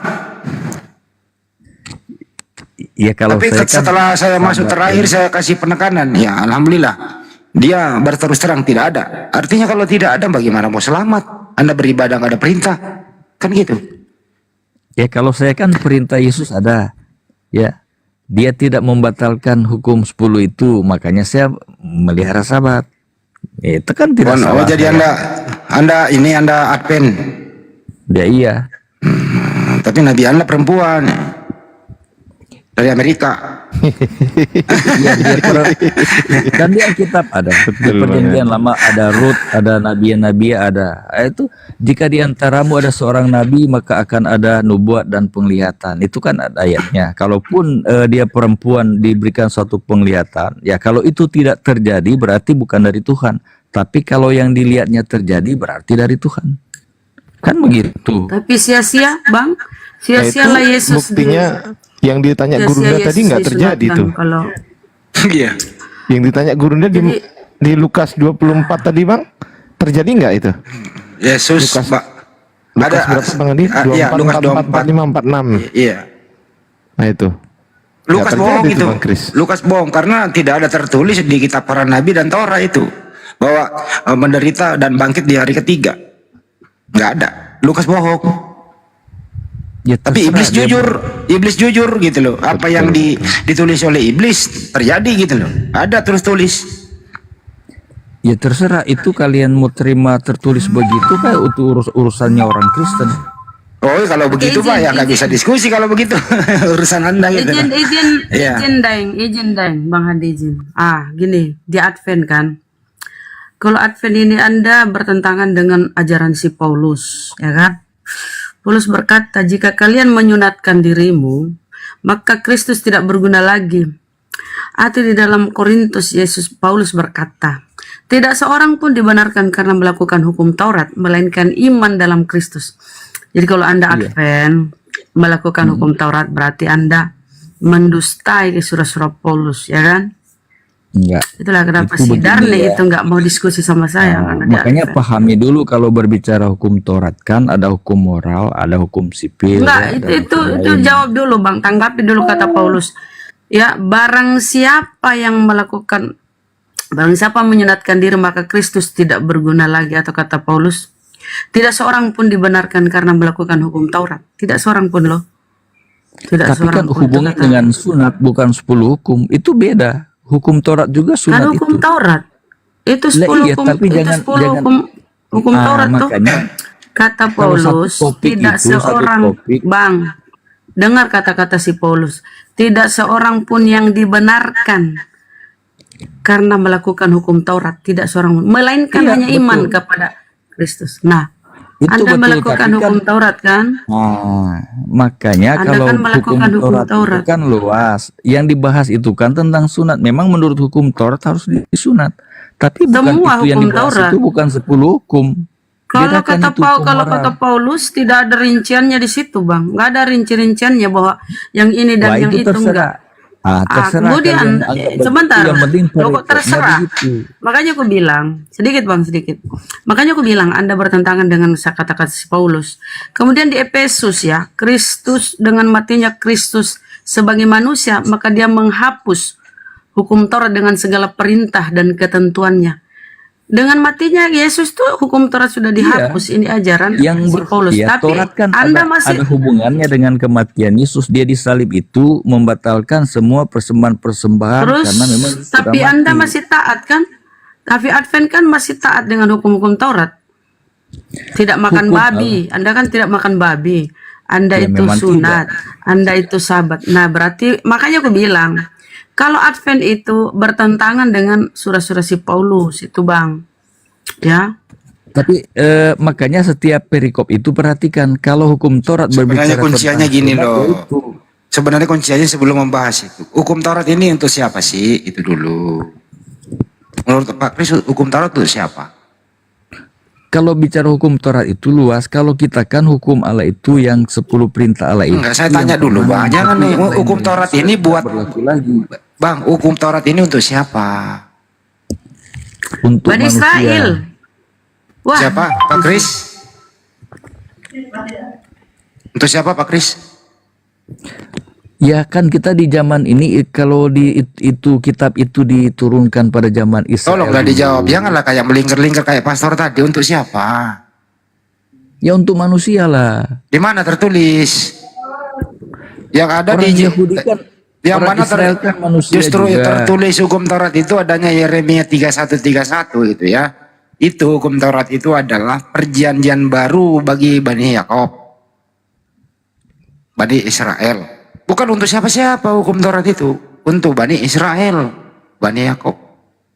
Bukan untuk seluruh umat manusia. Emang ada sanggup? Saya juga bisa katakan firman dan di Al-Quran itu untuk orang Arab saja kalau Gak bisa penafsiran tertulis itu rahmatan lil alamin. Ya hayuan nas. Ya hayuan nas. Bukan ya ayyuhal harap. Ya hayuan nas, Bang, untuk seluruh manusia. Anda nggak ada ilmu ke sana, jangan coba-coba nyebrang. Nah ini kita bermain data. Anda bermain muter, komedi puter. Janganlah, Bang. Diskusi jangan pakai komedi puter. Harus konsisten dan jujur. Saya kalau orang jujur diskusi itu saya apresiasi, Bang. Dibanding kayak pendeta tadi muter-muter gitu loh. Jujur lah, nggak apa-apa. Kita nggak ketawa kok. Jujur itu mengakui, oh iya ya, introspeksi diri dong, kan gitu. Gak ada pemaksaan kok. Itu aja sih, sederhana kok diskusi itu, Bang.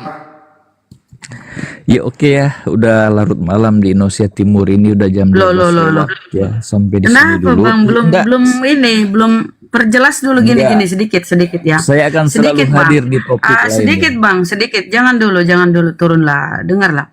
Nah, kalau Anda kan mengangkat tadi 10 hukum Taurat. Ingat, yang pertama diucapkan Yesus tuh 10 hukum Taurat itu 1, jangan membunuh. Jangan membunuh. Nah, Parahnya, iman Anda diawali dengan kematian Yesus sangat sadis. Pembunuhan Yesus sangat sadis itu ya, dipaku segala macam, ditombak. Anda imani sebagai karya keselamatan. Oke? Padahal Teman saya, Anda imani kan itu bukan hukum saya Taurat, yang bunuh 10 dia. hukum Taurat. Iya, bukan Anda yang bunuh, tapi Anda yang bertepuk tangan di gereja, bersorak-sorai di gereja, joget-joget Saya kan, tidak tepuk nyanyi-nyanyi. tangan kok. Di Bersyukur gereja saya karena tidak ada dosa tepuk Anda tangan. udah ditebus toh.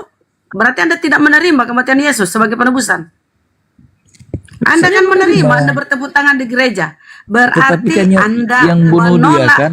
Oh, Ya, bukan Anda yang membunuh, asumsi tapi Anda bersyukur. Anda mensyukuri kematian Yesus. Dengan tepuk Mengimani. tangan karena dosa Anda ditebus. Mengimani Ya, menghapus dosa. Iya. Makanya dia kan tadi mengangkat 10 hukum Taurat. 10 hukum Taurat itu yang pertama itu, yang paling atas itu kata Yesus, jangan membunuh. Nah, dilarang membunuh loh. Di dalam kejadian pun ulangan pun tertulis, janganlah kalian membunuh orang tidak berdosa. Anda mengimani pembunuhan Yesus sebagai karya keselamatan. Padahal itu salah satu hukum Taurat, itu jangan membunuh. Anda tepuk tangan di gereja, nyanyi-nyanyi dengan kematian Yesus. Kalian sudah diselamatkan. Ini kan kopla ini. Mereka tepuk tangan karena Yesus bangkit telah menang dari maut. Mereka bersuka cita karena Iya, Yesus intinya Anda sudah mengimani bangkit. pembunuhan itu. Ya kan, Anda mengimani pembunuhan itu kan sebagai karya keselamatan. Memang dinubuatkan memang harus mati, gimana? Jadi Yesus itu menurut Anda terkutuk. Galatia 13. Dia seharusnya tidak terkutuk, tetapi oleh Seharusnya karena tuh. iya seharusnya tidak, tetapi karena dosa-dosa Seharusnya dan tidak, tetapi perbuatan- terkutuk gitu loh. Nah, itu pemahaman Aduh, terkutuk memang kita beda memang pemahaman. Kristen ini ya harus dimatikan akalnya dulu. Kalau tidak dia matikan akalnya dulu. Inilah mereka udah jelas-jelas. Dia kalau baca Injil Jadi- jangan harus dicerna Jadi gini baik-baik. Bang ya, Ini kan dalam konsepsinya Biblemu orang itu, Kristen. sebentar, di dalam Biblemu itu ya, ketika seorang murid bertanya kepada Yesus, hukum apa yang harus saya lakukan supaya saya mendapat hidup kekal? Yesus apa kata Yesus? Pertama, jangan membunuh. Jangan membunuh, tapi kenapa miris? Anda mengimani pembunuhan sadis ini adalah karya keselamatan. Padahal dilarang membunuh loh. Ini kan miris sekali keimanan Anda. Dengar dulu, yang Menurut saya bunuh dia kopla kan, sekali. yang bunuh dia kan yang Ya anti bukan Anda dia. membunuh, tapi Anda bersuka cita tuh, tepuk tangan di gereja kan dengan kematiannya.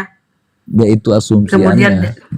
lu kok terus Anda tuh nyanyi-nyanyi di gereja. Oke gini, di mana ajaran Yesus itu Anda nyanyi-nyanyi di gereja? Bukan itu pertanyaannya. Anda mengimani nggak pembunuhan itu? Gitu loh. Mengimani nggak Pak Kris pembunuhan itu? Ya pasti. Itu pertanyaannya. Itu deh pertanyaannya. Yang Anda bunuh dia mengimani kan pembunuhan sadis itu ya, Pak Kris? yang bunuh dia kan yang pastilah. anti dia. Iya, tapi Anda mengimani enggak atau Anda Enggak. menolak? Bunda Rama nggak menuduh Anda yang membunuh. Nggak, Bunda Rama nggak menuduh Anda loh. Bukan aku enggak nuduh. Iya. Anda nggak dituduh tapi Anda melingkar gitu loh. Siapa yang nuduh situ? Orang yang bunuh Iya, tentara kan, Romawi kok. orang yang bunuh dia kan dirasu setan. Setan Iya. memang Tapi Anda kan tepuk tangan bersuka cita. Katanya kematian Yesus menebus Anda. Anda mengimani kematiannya. ya kita mengimani kebenaran yang terjadi, nubuat-nubuat yang terjadi kita Kok percaya. Kalau ditanya A kebenaran kamu dia jawab B. mati, Kamu ini apa ya? Bahasa Indonesiamu error. enggak, kamu juga pertanyaannya untuk menjebak. Lah saya tanya, loh kok kenapa kamu merasa terjebak? Berarti ada sesuatu yang keliru kalau kau terjebak. Kalau kebenaran Enggak, itu memang- enggak ada jebak-jebakan loh. Kita harus jawab Kita A, mengimani A, kematiannya B, kan kita B, punya kalau ada kebenaran. alasan tertentu. Berarti Boleh ada masuk nggak, sesuatu Bunda? yang keliru. Boleh, Ada boleh, sesuatu yang keliru di. Boleh masuk nggak? Boleh, boleh, boleh. Boleh silakan. Ya, Bang Kris kan katanya mau turun. Iya, nanti Ini mau kan udah diskusi larut lagi? malam. Ya, Mau diskusi lagi? enggak, kita lanjut nanti. Ini kan di sini udah jam 1 lewat Iya. kalau di apa ya di Indonesia Timur. Tapi kalau Tapi saya- kami hanya minta satu, Bang. Kalau kamu nanti diskusi lagi, kami hanya minta satu kejujuran. Tolong jujur, Ya, nggak jangan apa-apa lah. berbelit kayak ular bludak. nggak apa-apa, nggak apa-apa. Tapi kita apresiasi lah Pak Kris, ini diskusinya santun. Itu kita apresiasi Bang. Ya itu bagus. Itu yang penting itu. kita harus menghargai kalau Pak Kris. Ya. Kalau Pak Kris Saya kan sudah tahu bilang kalau masuk ke room ini karena ingin cari kebenaran juga. Saya kan belum tahu banyak kebenaran di Islam, makanya saya masuk ke room ini. Kalau saya diterima baik, kalau tidak, Ya insya Allah untuk apa? kami terima baik Pak. Intinya kebenaran itu adalah Tapi ingat juga Bang, bukan cuma Anda yang jangan kami dipotong dulu harapkan Bunda, menyimak. biarkan selesai dulu Bang Sebentar, Handi. dikit lagi Bang, Waduh. Bang Ardi sedikit lagi kan. Dikit Kacau, lagi. kacau. Kenapa? Saya tidak bikin kacau kok. Aduh, ya Allah ya Rabbi. Saya begini Bang ya, diskusi itu bukan cuma tujuan kami ke Anda, tapi ke netizen juga supaya kita luruskan pemahaman Anda gitu loh. Loh kok Bang Ardi kenapa sih? Lanjut Bang. enggak. Karena itu apa? Listrik mati. Jadi kebenaran itu Pak Kris adalah yang paling utama adalah ajaran para nabi itu. Tidak ada ajaran para nabi itu menyuruh umatnya, kaumnya menyembah yang bukan Tuhan. Jadi semua ajaran para nabi itu tauhid, menyembah kepada Sang Pencipta. Itu kebenaran yang hakiki itu. Kedua, para nabi itu sesuai dengan kaumnya, itulah syariat sebagaimana kaumnya Musa, kaumnya Yesua Mesia. Tapi terstruktur itu mulai dari Nabi Adam sampai Nabi Muhammad SAW itu perintah utamanya adalah menyembah kepada Sang Pencipta. Itu nggak bisa. Kalau ada orang membuat Tuhan baru, ya itu bukan ajaran para nabi namanya. Itulah yang dimaksud Bang Joma tadi, ajaran baru bersumber dari barat. Itu kira-kira yang paling utama yang perlu dipikirkan. Itu Pak Kris. Hidup ini cuma sekali, jangan sampai salah Tuhan. Itu Bang. Iya. Saya kan baca juga Nabi Adam, Nuh, ya, Musa, ya. Kita kan bisa memahami apa yang dikehendaki Allah di zaman itu. Jadi kalau kita bisa ambil petik apa baiknya untuk kehendak Allah di zaman itu, ya kalau untuk kita baik dilakukan, ya lakukan. Begitu. Kalau untuk Israel juga, kalau hadirnya Yesus di sana, kalau ajaran Yesus yang baik-baik ya kita ambil. Ya. Kedua adalah Bang Kris. Tadi Bang Joma udah berbusa-busa juga menjelaskan tiap hari diulang-ulang bahwa Yesua Mesia itu untuk Bani Israel gitu ya. Ajarannya dia paling utama Anda boleh baca Ulangan 4. Menyuruh menyembah kepada satu Tuhan kok. Yesus itu orang baik loh, utusan Tuhan. Ajarannya baik semua. Mana ada ajaran Yesus tidak baik? Justru ajaran Yesus ini dibengkokkan kemudian oleh penulis-penulis. Anehnya lagi kok miliaran orang percaya. Oke lah begini Bang ya. Itu Bang. Oke lah, saya tidak menyebut dia Tuhan, Nabi saja. Tapi kan dia katakan, tidak seorang pun bisa sampai kepada Bapa kalau tidak melalui aku. Oke, dia sebagai Nabi yang bicara. Terus yang melalui Nabi lain gimana? Oke. Menurut Yohanes 14 nomor 6, ya, aku adalah jalan kebenaran yang hidup. Tidak ada satupun sampai ke rumah Bapa kalau tidak melalui aku. Itu untuk siapa? Untuk kaumnya dia. Artinya, dengerin dulu Bang. Hai Bani Israel. Lucu kalau untuk orang Israel saja lucu. Nah kalau untuk seluruh Saya punya dunia, dalil, cuma malam ini saya belum buka dalil. Saya hanya diskusi biasa saja ya. Sebenarnya ada ayat-ayatnya, tapi saya belum sempat buka. Kan tadi udah saya jelaskan Pak Kris, semua para nabi itu jalan menuju kepada Sang Pencipta. Menghindari orang berbuat dosa, tapi mengajarkan untuk berbuat kebaikan, terutama dalam hal menyembah satu Tuhan. Semua ajaran para nabi itu adalah jalan menuju Tuhan.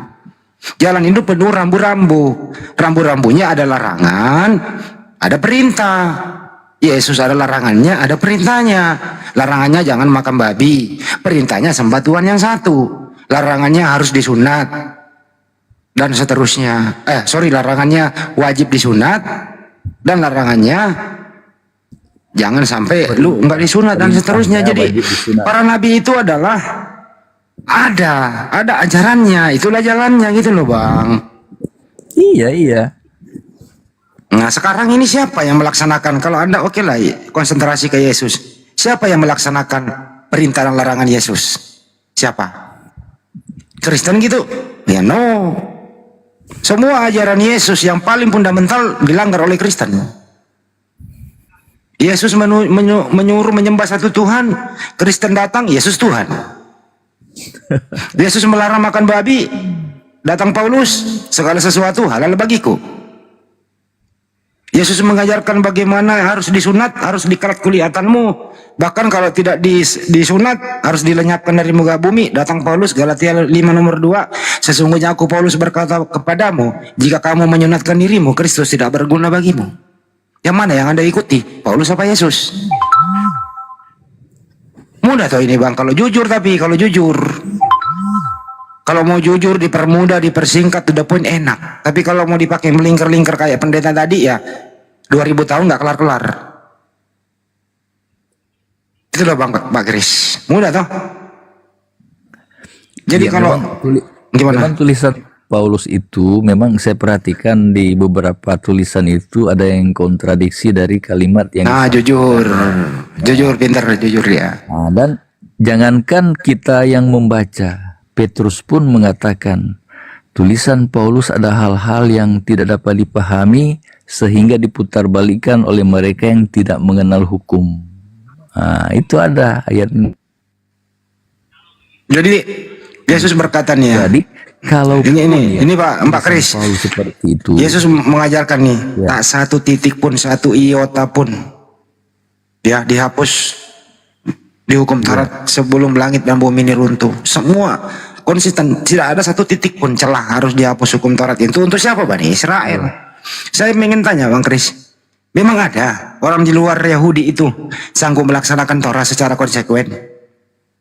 Tauratnya mana? Ketat loh Bang, ketat itu hukum Taurat itu. Iya. Pertama ya, ini nih saya kasih paling sulit nih. Kalau Anda punya istri haid Bang, itu Anda harus ungsikan dan harus potong merpati dan harus bikin kamar khusus, nggak boleh disentuh, najis. Satu. Kedua itu hukum Taurat itu binatang-binatang yang tidak bersisik nggak boleh dikonsumsi. Hancur perdagangan udang, hancur perdagangan cumi, hancur perikanan. Iya, iya. Mulai Bang. Jadi memang harus hukum Taurat itu harus disesuaikan dengan kondisi sekarang, nggak bisa diimplementasikan sekarang ini, susah. Iya, makanya apa itu yang Anda sebutkan dua macam, itu menurut peraturan hukum Taurat. Apa itu ada di 10 firman, 10 hukum Allah? Tidak kan? Makanya hukum Taurat itu jangan diganggu. Itu untuk Bani Israel, bukan untuk kita. Kita ini siapa? Kita ini orang Indonesia. Iya, Allahnya Israel, Allahnya manusia, Allahnya Yakub. Mulai lagi Allah. Tadi udah nggak mau sebutin. Bapak di Tuhannya. surganya, oke, Bapak di surganya Israel, Bapak di surganya Adam, ya, Bapak di surganya Yakub, ya. Itu kan Bapak di surga semua, kan Dia yang ciptakan alam Tadi ini. saya Kita udah juga- terangkan Pak, semua para nabi itu tauhid, tujuannya menyembah kepada Tuhan yang satu itu. Tapi para nabi itu syariatnya berbeda-beda sesuai dengan kemampuan kaumnya. Nabi itu khusus kepada kaumnya masing-masing, bukan untuk seluruh dunia. Kau udah dijelasin Bang Juma tadi berbusa-busa. Iya, saya ngerti. Cuman makanya begini saya katakan ya, hukum moral itu ya ada di ruang yang dilihat Musa itu ada di ruang maha suci di surga, ya. Itu di bilik suci, bilik maha suci ada 2 ruang ya. Nah, dilihatnya ada peti perjanjian terbuat dari emas, di dalamnya ada 10 hukum Allah. Nah, Ya makanya itu untuk ada di- Musa, Bang, udah lah nggak usah dibahas, itu untuk kaumnya Musa. Gimana sih? Udah dibilangin kok. Gini loh Bang ya, ini Paulus kan memang ini agak sedikit arogan gitu loh ya, dan dia tidak pernah memikirkan nanti akan saya dipermalukan nih kepada generasi-generasi mendatang. Gini loh ya, ini hukum Taurat untuk Bani Israel. Datang Paulus Saya tanya dulu. membatalkannya Saya tanya gitu satu loh. dulu. Saya tanya satu dulu, boleh? Apa? Boleh. Hukum pertama, jangan ada padamu ilah lain di hadapanku. Kalau itu untuk Israel, kenapa kalian pakai? Oke, saya kan bilang tadi semua para nabi itu ajarannya tauhid. Mulai dari Nabi Adam sampai Nabi Muhammad SAW. Ya, Mana ada nabi menyuruh menyembah Tuhan yang lain, nggak ada. Iya, tapi kan itu hukum pertama di hukum 10 kan temanmu muslim juga jelaskan. Oke, saya ke jelaskan lagi. Oke. Ya, jangan ada padamu ilah-ilah lain, jangan ada padamu sembahan-sembahan lain. Begitu juga di Al-Qur'an ada. Ya itu kan di hukum pertama. Ya, kami ini umat Islam nggak pakai hukum Taurat, kami ada Al-Qur'an, ada hadis. Nah, ayo, mau apa? Kami nggak pakai itu loh. Nggak pakai itu, tapi teman Islam bilang, oh disempurnakan di Al-Quran ada 10 dibaca, tapi ayatnya berbeda-beda. Siapa bilang? Tapi ada di roomnya, di room room lah. pula itu. Maksudnya apa disempurnakan apa? Tapi muslim mereka bilang kan 10 hukum itu disempurnakan juga di Al-Quran. Saya ulangi sekali lagi Pak Kris, biar Kan Anda saya tanya paham. mereka begini, kenapa? Panggil Nabi aja kami orangnya ke Musa- sini yang mungkin ada salah dengar lah, janganlah diadu-adu. Saya nggak suka ya. Bukan adu-adu, saya kan masuk di roomnya apa itu yang sebelah. Ya udah panggil aja orangnya ke sini loh, nggak enak lo ngomongin orang-orang yang nggak ada. Aduh, nah itu kan kalau di TikTok nggak hilang. Lihat saja di room-room lain. Lo suruh lagi gue kerja nonton TikTok, saya sendiri malas nonton. Ya, kalau saya tidak dengarkan, saya tidak tanya. Jadi sekali lagi saya ulang Pak Kris, ya ini dengerin baik-baik ya. Ajaran para nabi itu tauhidnya nggak ada luntur-lunturnya, wajib kalau ingin selamat. Mulai dari Nabi Adam sampai Nabi Muhammad SAW mengajarkan menyembah satu Tuhan. Oke? Paham Iya, sampai iya. sini? Iya. Paham. Begitu juga Yesus sama. Nabi Muhammad SAW sama. Karena mereka para nabi ini sembahannya sama. Karena sang pencipta itu cuma satu Pak Kris. Ini bahasa umum loh ya. Pencipta alam semesta itu satu. Tuhan itu cuma satu Bang. Hanya ada orang-orang yang tidak bertanggung jawab membuat Tuhan baru. Yaitu siapa? Paulus membuat Tuhan baru. Roma 14 nomor 9. Mati Yesus, hidup kembali menjadi Tuhan. Datang Lukas, kisah 2:36. Yesus mati di tiang salib, hidup kembali, dijadiin Tuhan oleh Bapa di surga. Lukas 2 nomor 11, Bunda Maria melahirkan Tuhan. Nah, siapa yang membuat Tuhan baru nih? Ayo, siapa yang membuat Tuhan baru? Saya kalau mau bahas itu nggak mau kalau bilang apa namanya si Maria terus Yesus, nggak, saya nggak bahas itu. Gini aja, ini saya lihat ini di room ini sudah banyak yang komen-komen saya apa gini, udahlah saya Biasa turun aja itu dulu. Pak Kris, biasalah. Ada pro dan kontra. Tapi Pak Kris kita apresiasi kok, orangnya baik, diskusinya santai gitu ya. Itu kita apresiasi Bang. Ya, saya sebenarnya seru lah daripada diam nggak ngapa-ngapain. Saya dengar ada diskusi Islam Kristen ya. Saya ikuti saja. Tapi dulu kembali ke ya. topik Pak Kris. Kembali ke topik tadi pertamanya, Anda setuju kalau sampul yang Anda pegang itu diganti menjadi Bible? Hilangkan kata Alkitabnya di sana, setuju? Ya kan kalau di bahasa aslinya juga kan tidak ditulis Bible. Kalau Tulis apa? bahasa Yunani ya. Yunani apa? Biblos, apa Yunani Ibrani? Biblos. Oh, Biblos ya udah. Nah, setuju ya diganti ya?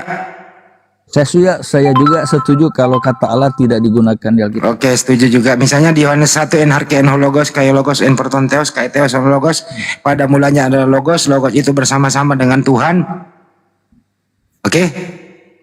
Dan seterusnya begitu ya, ganti. Oke? Tidak ada lagi istilah anak Allah, Allah Bapa, Allah Anak, Allah Roh Kudus, enggak ada lagi. Tapi Oke? kalau di bahasa aslinya ada gimana? Enggak ada, saya bayarin. Saya manjat tower sutet 4 kali sehari kalau ada akar Ya kata udah, Allah di nanti- dalam. Saya oke, ulang Bang, nanti- dengerin dulu. iya, iya. Kalau ada akar kata Allah di original teks Bible Anda, saya manjat sutet 4 kali sehari. Oh iya, nanti saya masuk roomnya Elia sama RK mau tanya apa itu nggak ada di kitab itu, nanti saya tanya mereka. Itu Allah itu nama Tuhan dalam bahasa Arab. Oke, Iya, sedangkan Bible Anda itu aja bahasa nih. Allah itu nama Tuhan dalam bahasa Arab. Bible Anda itu berbahasa Hebrew PL-nya, terus Yunani PB-nya. Mana ada? Nggak ada. Ya nah iya, kalian bilang nggak ada, tapi nanti saya tanya Elia dan si RK kalau itu memang nggak ada. Mereka kan bahasa itu tahu juga. Tanya aja sampai melingkar-lingkar dia, pasti lu dilingkar-lingkerin. Saya kan bukan Yuk, ahli bahasa. saya ngerti dikit bang. Coba dia Yohanes 1 pasal 1 misalnya bang ya. Di situ ada kata theos. Pak Kris ngerti bahasa Inggris dikit dong. Theos itu kalau ke bahasa Inggris apa bang? Lot. God dong. Kalau Lot itu kurios. Ada God. Oh, gitu. God. God itu kalau bahasa Indonesia apa bang? Diri Tuhan ya. Ya. Kenapa? Kenapa Theos ke bahasa Indonesia menjadi Allah? Kenapa nggak Tuhan? Ini kan elainya Gabrul bang. Ayo, kalau nggak tepu-tepu elai, ayo. Gimana? Diulang ya. Theos itu ke bahasa Inggris God, God ke bahasa Indonesia Tuhan. Kenapa Theos ke bahasa Indonesia menjadi Allah gitu? Saya nggak tahu. Nah, itu namanya tepu-tepu bang. Dia nggak tahu saya. Tepu-tepu bang. Saya juga tidak suka karena itu kan bahasa Arab. Ya udah bagus lah. Nggak usah lah aku pakai bahasa Arab. Aku punya kitab sendiri kok, ngapain pakai bahasa sama dengan Oh, Pak Kris nggak pakai LAI ya? Ya Elalia, ini kan Alkitab Indonesia, semua dari lembaga Alkitab Indonesia. Beda dia Bang Handi Daeng. Kalau Advent itu beda. Oh beda ya? Sama Ginting. Iya. Apa dia pakai? Anu. Elohim mereka itu kata Ginting. berarti- Itu kan tolak kata Allah Ginting. Berarti bukan LAI dia pakai ya? Iya, beda. Kalau di Tapi Advent ya. kitab kita beli dari LAI. Ya kalau LAI juga masih pakai kata Allah bang. Kita ndak terbit Alkitab lain, kita baca saja itu, cuman dalam memahami memang beda dengan yang lain-lain. Berarti anda kerja ekstra dong. LAI yang anda baca, lain yang anda artikan. Kalau masih pakai LAI, iman anda beda, yang anda baca beda. 2 kali ekstra kerja ekstra 2 kali anda. Ya kita sebenarnya kalau pakai tertulis saja itu nggak perlu diasumsi lagi, nggak perlu ditafsir lagi. Intinya adalah bang, sekali lagi ya, kami itu ingin tuh saudara kita Kristen ya. Udah pergi dia. Jadilah Kristen yang punya jati diri deh, itu aja deh. Jangan neko-neko lah. Itu aja sih. Jangan ke Islam-Islaman dah. Nah. Ya, jadi udah turun gurunda. Jadi ajaran kalau Advent itu memang bertentangan dengan pengajaran Paulus ya, surat-surat Paulus yang 14 tuh. Tidak seorang pun dibenarkan karena melakukan hukum Taurat di Korintus. Dengan matinya di Efesus, dengan matinya Yesus sebagai manusia, maka dia menghapus, membatalkan hukum Taurat dengan segala perintah dan ketentuannya. Tapi Advent ini ya masih melakukan hukum-hukum Taurat. Beda dengan Protestan, beda dengan Katolik. Ini Advent ini masih melakukan hukum Taurat, sekalipun nggak semuanya ya. Beda dengan Judaism, tapi udah kabur. Oh masih ada. Oke, kita ambil dulu kesempatan ya, karena ini Evangeline Kristen. Aku mau iklan dulu sebentar bang ya.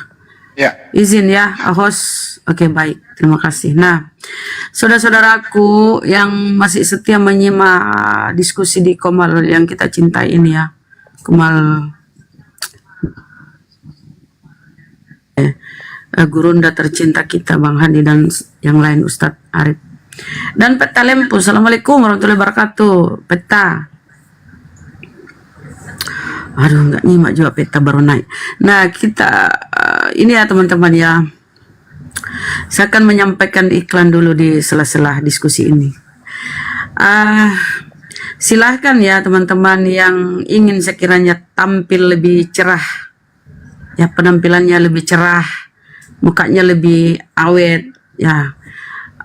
Gurunda dan tim dari API membuat sebuah produk yaitu skincare ya, skincare namanya. Itu terdiri dari 4 macam, ya 4 item. Ada sabunnya, ada tonernya, ada apalagi tadi serumnya, ada krimnya. Nah, ini 4 item ini dibanderol dengan harga 95.000. Di luar ongkir tentu saja teman-teman saudaraku ya. Jadi dan sebagian hasil penjualan itu disisihkan untuk API. Sebagian ya, itu untuk membiayai atau menalangi kebutuhan para mualaf kita. Dan tentu saja yang kegiatan-kegiatan API ya. Jadi silakan ya diorder ya saudara-saudaraku. Kalau ingin mengorder, coba DM ke akun sahabat Bang Zuma ya, yang dikelola oleh adik kita Sadli.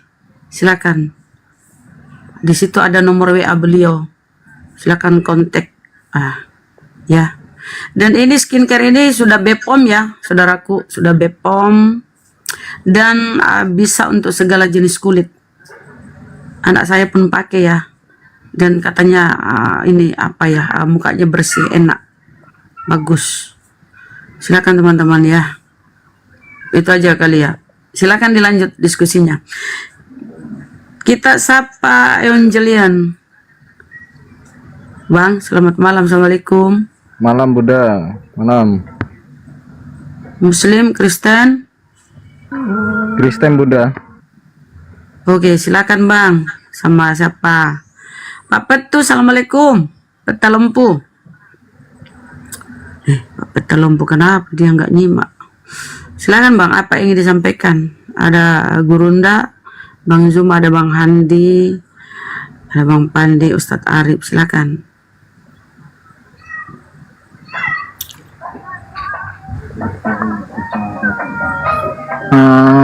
Mau tanya Buddha. Boleh Bang. Mau ke siapa ini?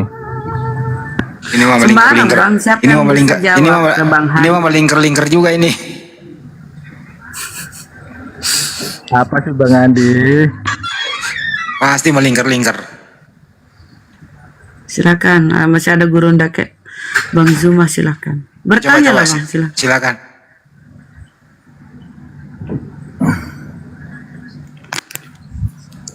Assalamualaikum warahmatullahi wabarakatuh. Waalaikumsalam warahmatullahi wabarakatuh. Waalaikumsalam warahmatullahi wabarakatuh. Kok pada lari ngasing? Enggak ada. Sama. Gini Bang, mau tanya Bang Andi. Ya.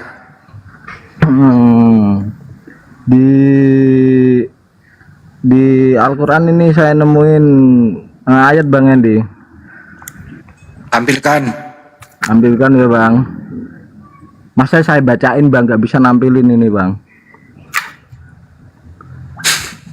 Di surat apa ini, Al-Jasiyah Bang Andi, nomor 16. Gak ada nomor ayat. Ya ayat ke-16 Bang. Dan sungguh kepada Bani Israel telah kami berikan kitab Taurat, kekuasaan dan kenabian. Kami anugerahkan kepada mereka rizki yang baik dan kami lebihkan mereka atas bangsa-bangsa.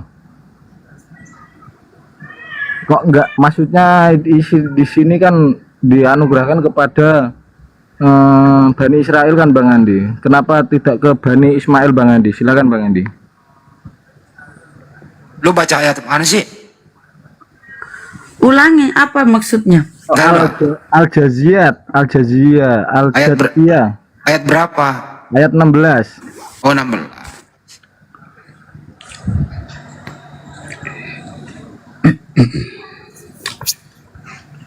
Ya kalau saya boleh menanggapi, mungkin dikoreksi kalau salah mungkin. Itu kan pada zaman itu kan memang diperuntukkan kepada Bani Israel aja. Ya, Bani Ismail pada saat itu kan belum menjadi seorang nabi. Itu menurut saya sih.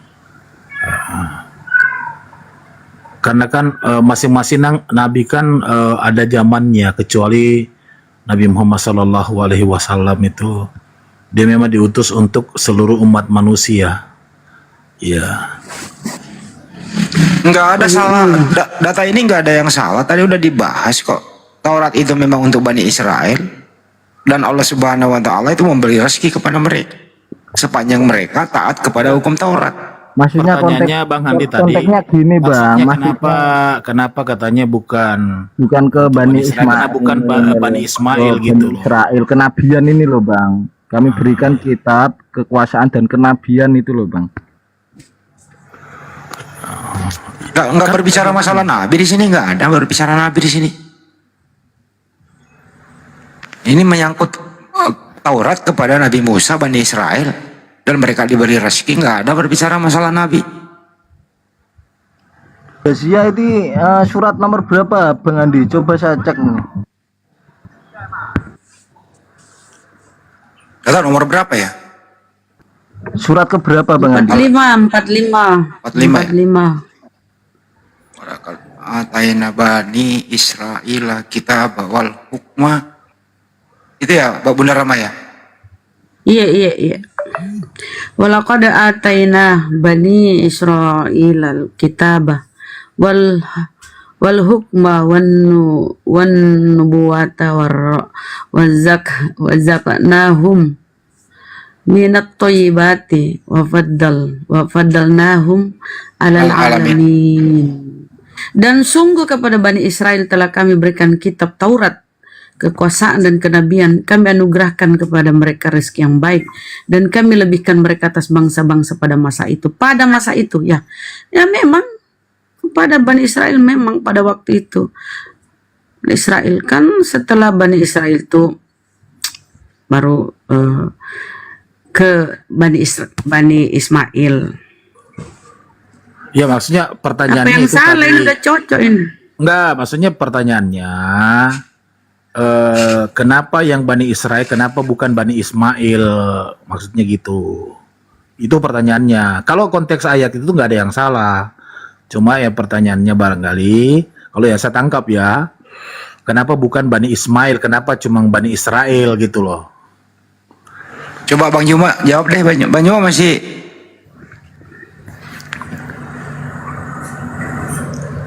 Juma masih belum tertidur kah? Kayaknya Bang Juma istirahat. Alhamdulillah sehat. Sudah sehat? Oh, alhamdulillah. Kita lanjut bawahnya ya, di bawahnya. Baca di bawahnya Bang. Dan kami berikan kepada mereka keterangan-keterangan yang jelas tentang urusan agama. Maka mereka tidak berselisih kecuali setelah datang ilmu kepada mereka.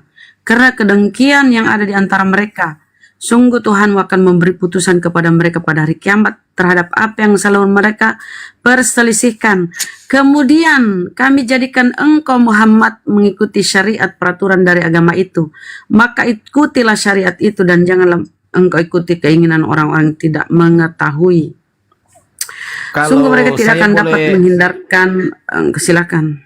Kalau saya boleh tanggapin itu ya, bahwa itu kan Allah memberikan informasi kepada Nabi Muhammad bahwa pernah diberikan kitab kepada orang Bani Israel.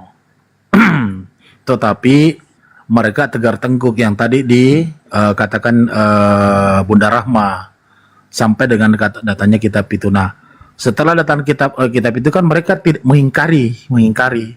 Nah, disitulah kejatuhan mereka umat-umat Israel kalau yang saya tangkap ya, karena mereka kesombongan, tegar tengkuknya, makanya datang yang namanya Nabi Isa untuk menyempurnakan. Kemudian disempurnakan lagi oleh Nabi Muhammad SAW. Jadi itu sekedar informasi. Jadi bukan berlaku pada zaman sekarang, tapi berlaku pada zaman itu. Ya, zaman pada Israel diberikan kekuasaan. Begitu bro. Yang saya tahu ya. Mohon dikoreksi kalau salah.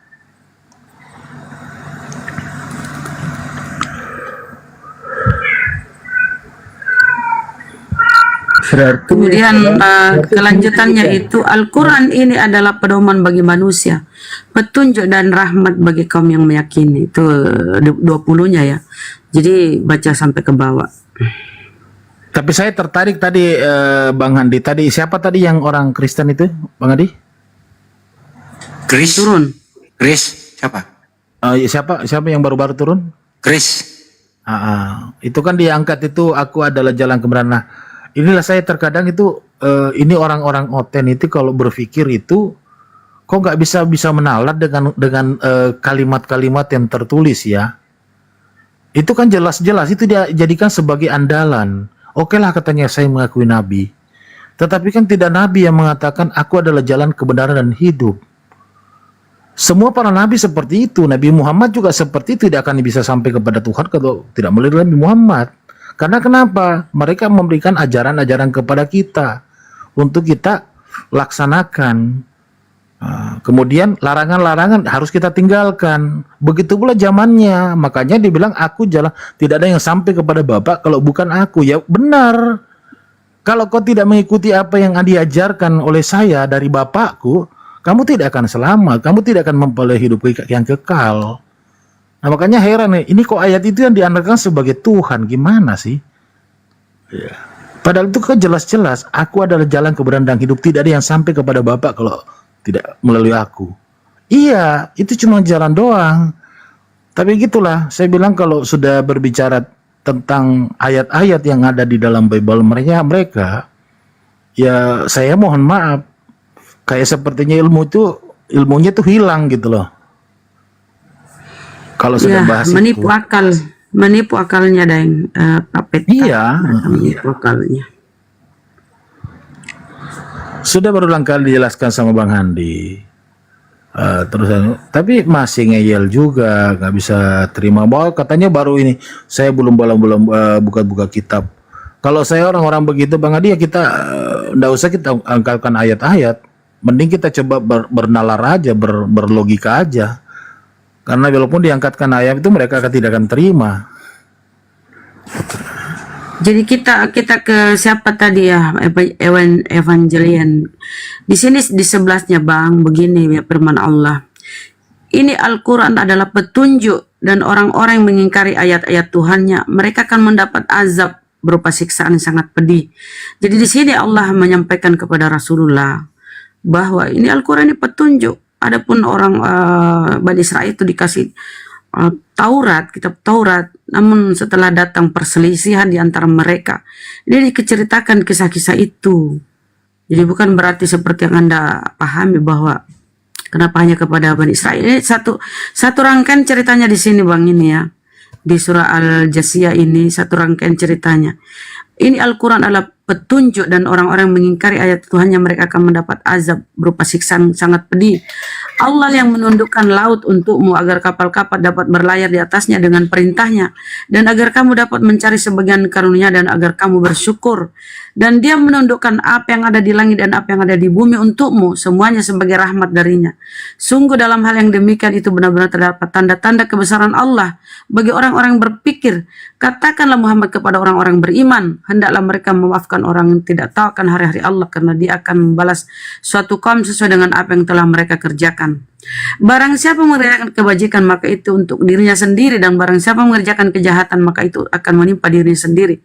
Kemudian kepada Tuhanmu lah kamu dikembalikan, dan sungguh kepada Bani Israel. Jadi ini satu rangkaian kalimat, satu rangkaian kisah yang disampaikan oleh Allah. Nggak boleh Anda ambil cuma ayat 16 ya, hanya bercerita tentang Bani Israel. Ini serangkaian peringatan Allah kepada Rasulullah gitu Bang.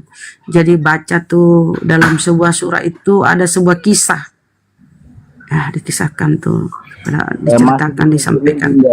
Gini Bunda, yang saya tanyakan kan ini kenabian ini loh Bunda. Berarti maksudnya ini kan kepada Bani Israel diberikan kenabian, terus sebelum Nabi Muhammad lah, ini kebetulan Bang, sedikit dulu. Kebetulan ayat ini Allah menyinggung tentang Bani Israel yang diberi pewahyuan, diberi kitab Taurat ya. Ini diceritakan Allah kepada Rasulullah, dan ketika Taurat datang kepada mereka, mereka menerima, tetapi ketika gini ya, dengar ya bacanya, dengar kalimatnya ya. Ayat 16 kan, dan sungguh kepada Bani Israel telah kami berikan kitab Taurat, kekuasaan dan kenabian, kami anugerahkan kepada mereka rezeki yang baik, dan kami lebihkan mereka atas bangsa-bangsa pada masa itu, dan kami berikan kepada mereka keterangan-keterangan jelas tentang urusan agama, maka mereka tidak berselisih kecuali setelah datang Ya, setelah datang, mereka tidak berselisih kecuali setelah datang ilmu kepada mereka karena kedengkian yang ada di antara mereka. Ya, jadi dikisahkan, diceritakan Allah kepada Rasulullah bahwa dulu itu mereka begini itu Bani Israel, tapi setelah datang ilmu kepada mereka karena kedengkian yang ada di antara mereka, sungguh Tuhan maka memberi putusan kepada mereka pada hari kiamat terhadap apa yang mereka perselisihkan. Ya. Kemudian kami jadikan engkau Muhammad mengikuti syariat dan peraturan agama dan seterusnya. Ya, sungguh mereka tidak akan dapat menghindari engkau sedikit pun dari azab Allah. Dan sungguh orang-orang zalim itu sebagian menjadi pelindung dan sebagian lain dari sebagian lain, sedangkan Allah pelindung bagi orang-orang bertakwa. Al-Quran ini adalah pedoman bagi manusia, petunjuk dan rahmat bagi kaum yang meyakini. Ya, yang dia meyakini. Bagi anda yang kafir enggak masuk kali ya, kecuali anda menerima hidayah. Dan Allah menciptakan langit dan bumi dan tujuan yang benar dan agar setiap jiwa diberi balasan sesuai dengan apa yang dikerjakannya dan mereka tidak akan dirugikan. Jadi ini sebuah kisah diperingatkan kepada Rasulullah, disampaikan ketika Bani Israel itu diberi Taurat. Waktu itu mereka baik-baik saja, tapi setelah belakangan tuh mereka saling berselisih gitu loh. Itu singkatnya ya ceritanya ya. Jadi jangan dipotong-potong, baca keseluruhannya, kisahnya. Ngerti juga. Maksudnya ini loh, bener kan? Maksudnya yang kenabian itu yang diceritakan Al-Quran itu emang dari garis Ishak, dari Ishak itu ke Israel. Tapi begini loh Bang, turun temurun. Tapi ini loh, dengerin dulu Bunda dia. Dengerin dulu dia. Tungguin Bunda, maksudnya yang gini loh. Berarti kan emang bener garis keturunan kenabian emang dari Al-Quran pun mengakui banyak nabi-nabi dari keturunan Bani Israel. Tapi ada nggak kena nabi-nabi dari Bani Ismail itu siapa aja Bunda? Maksudnya itu loh. Nabi Saleh, Nabi Saleh ya, Nabi. Ayatnya dalam Al-Quran mana Bunda? Sebentar, kita cari ya. Tapi begini loh, sebelum saya cari tuh nabi-nabi dari Arab ya. Tapi saya begini loh, Bani Israel atau orang-orang Yahudi sana itu nggak pernah mempermasalahkan itu loh. Mereka menganggap itu Ismail Ishak kan bersaudara. Jadi orang Israel sana, Yahudi sana menganggap tuh bersepupu dengan orang-orang Islam, keturunan orang-orang Arab ya. Mereka menganggap, tapi kalau Kristen ini nggak masuk hitungan. Yang jadi masalah ini kok Anda yang mempersoalkan gitu loh. Sementara pemilik kitab Taurat sana ya, Yahudi sana nggak pernah tuh mempermasalahkan karena gini. Sebentar Bang, karena mereka pinter, dia tahu sejarah bangsanya bahwa Ismail dan Ishak ini bersaudara, sekandung, anak Abraham, ya cuma beda ibu, tapi satu darah bapak. Mereka tidak pernah menyoalkan itu. Tapi herannya Anda ini di luar dari semua ini, yang bersaudara ini, kok Anda yang mati-matian memprotes, diterangkan gini gitu, Anda masih blow on, kenapa ya? Apa nggak nyadar kalian ini? Ya kan? Hanya Bunda, tinggal jelasin. Ya udah dijelasin tadi kan, udah dijelasin. Orang Yahudi, sebentar, coba tengok Rabi ya, Rabi Yahudi itu, mereka tuh nggak pernah mempersoalkan, karena dia sadar Ismail Ishak itu saudara kandung. Nah, kan udah dijelasin tadi. Kan udah dijelasin tadi toh, karena otakmu ini. Udah cukup. Kok nggak bisa? Jadi gini ya, sebelum dilanjut oleh Daengku gini. Abraham itu mempunyai 2 anak. Ketika Abraham meninggal, kedua-duanya datang menguburkan orang tuanya. Ishak dan Ismail datang menguburkan kedua orang tuanya. Mereka akur. Jadi jangan kalian mempersoalkan ya keturunan dari Bani Israel dan Bani Ismail yang menurun kepada Rasulullah ya. Itu yang kami imani, ajaran yang dibawa itu Islam. Jadi begini loh, Kristen ini nggak nyambung. Anda kan kiblatnya ke Roma sana, Vatikan. Ya itu dulu kok cari-cari ke sana, apa sih kau itu? Ya, kalau Yahudi dengan Israel atau Yudaism sana sama dengan Islam itu akur. Mereka coba tengok siapa yang pernah mempermasalahkan itu. Mereka sadar, mereka bersaudara. Bani Israel, Bani Ismail, Bani Ishak itu dengan Ismail itu bersaudara. Bahkan anaknya Ishak, dengar. Esau, dengar, ini saya kasih tahu sejarah ya. Esau itu mengambil anaknya Ismail, dijadikan istri. Jadi Esau itu saudara Yakub itu Esau kan. Yakub kan anaknya gini. Anaknya Ishak itu 2, Yakub dan Esau. Ya, Yakub. Yakub ini menurun ke 12 suku Israel, mempunyai anak 12. Sementara Esau saudaranya ini mengambil anak Ismail jadikan istri. Jadi pamannya loh. Jadi pertalian darah mereka itu kental. Jadi kenapa kau mengorek-ngorek itu? Al-Quran ini diberikan kepada keturunan Nabi Ismail, yaitu Rasulullah Shallallahu Alaihi Wasallam. Nah, kemudian Yakub itu ya menurunkan 12 suku Israel. Yesus diutus untuk 12 suku Israel itu. Nah, Anda ini apa? Ayolah, cari tahulah jati dirimu dong. Cari tahulah, koreksi itu dari mana asal ajaranmu itu. Apa betul kok ajaran pagan dari Roma sana? Apa 25 Desember itu kelahiran Yesus? Perasaan itu kelahiran Dewa Matahari deh. Coba selidiki itu.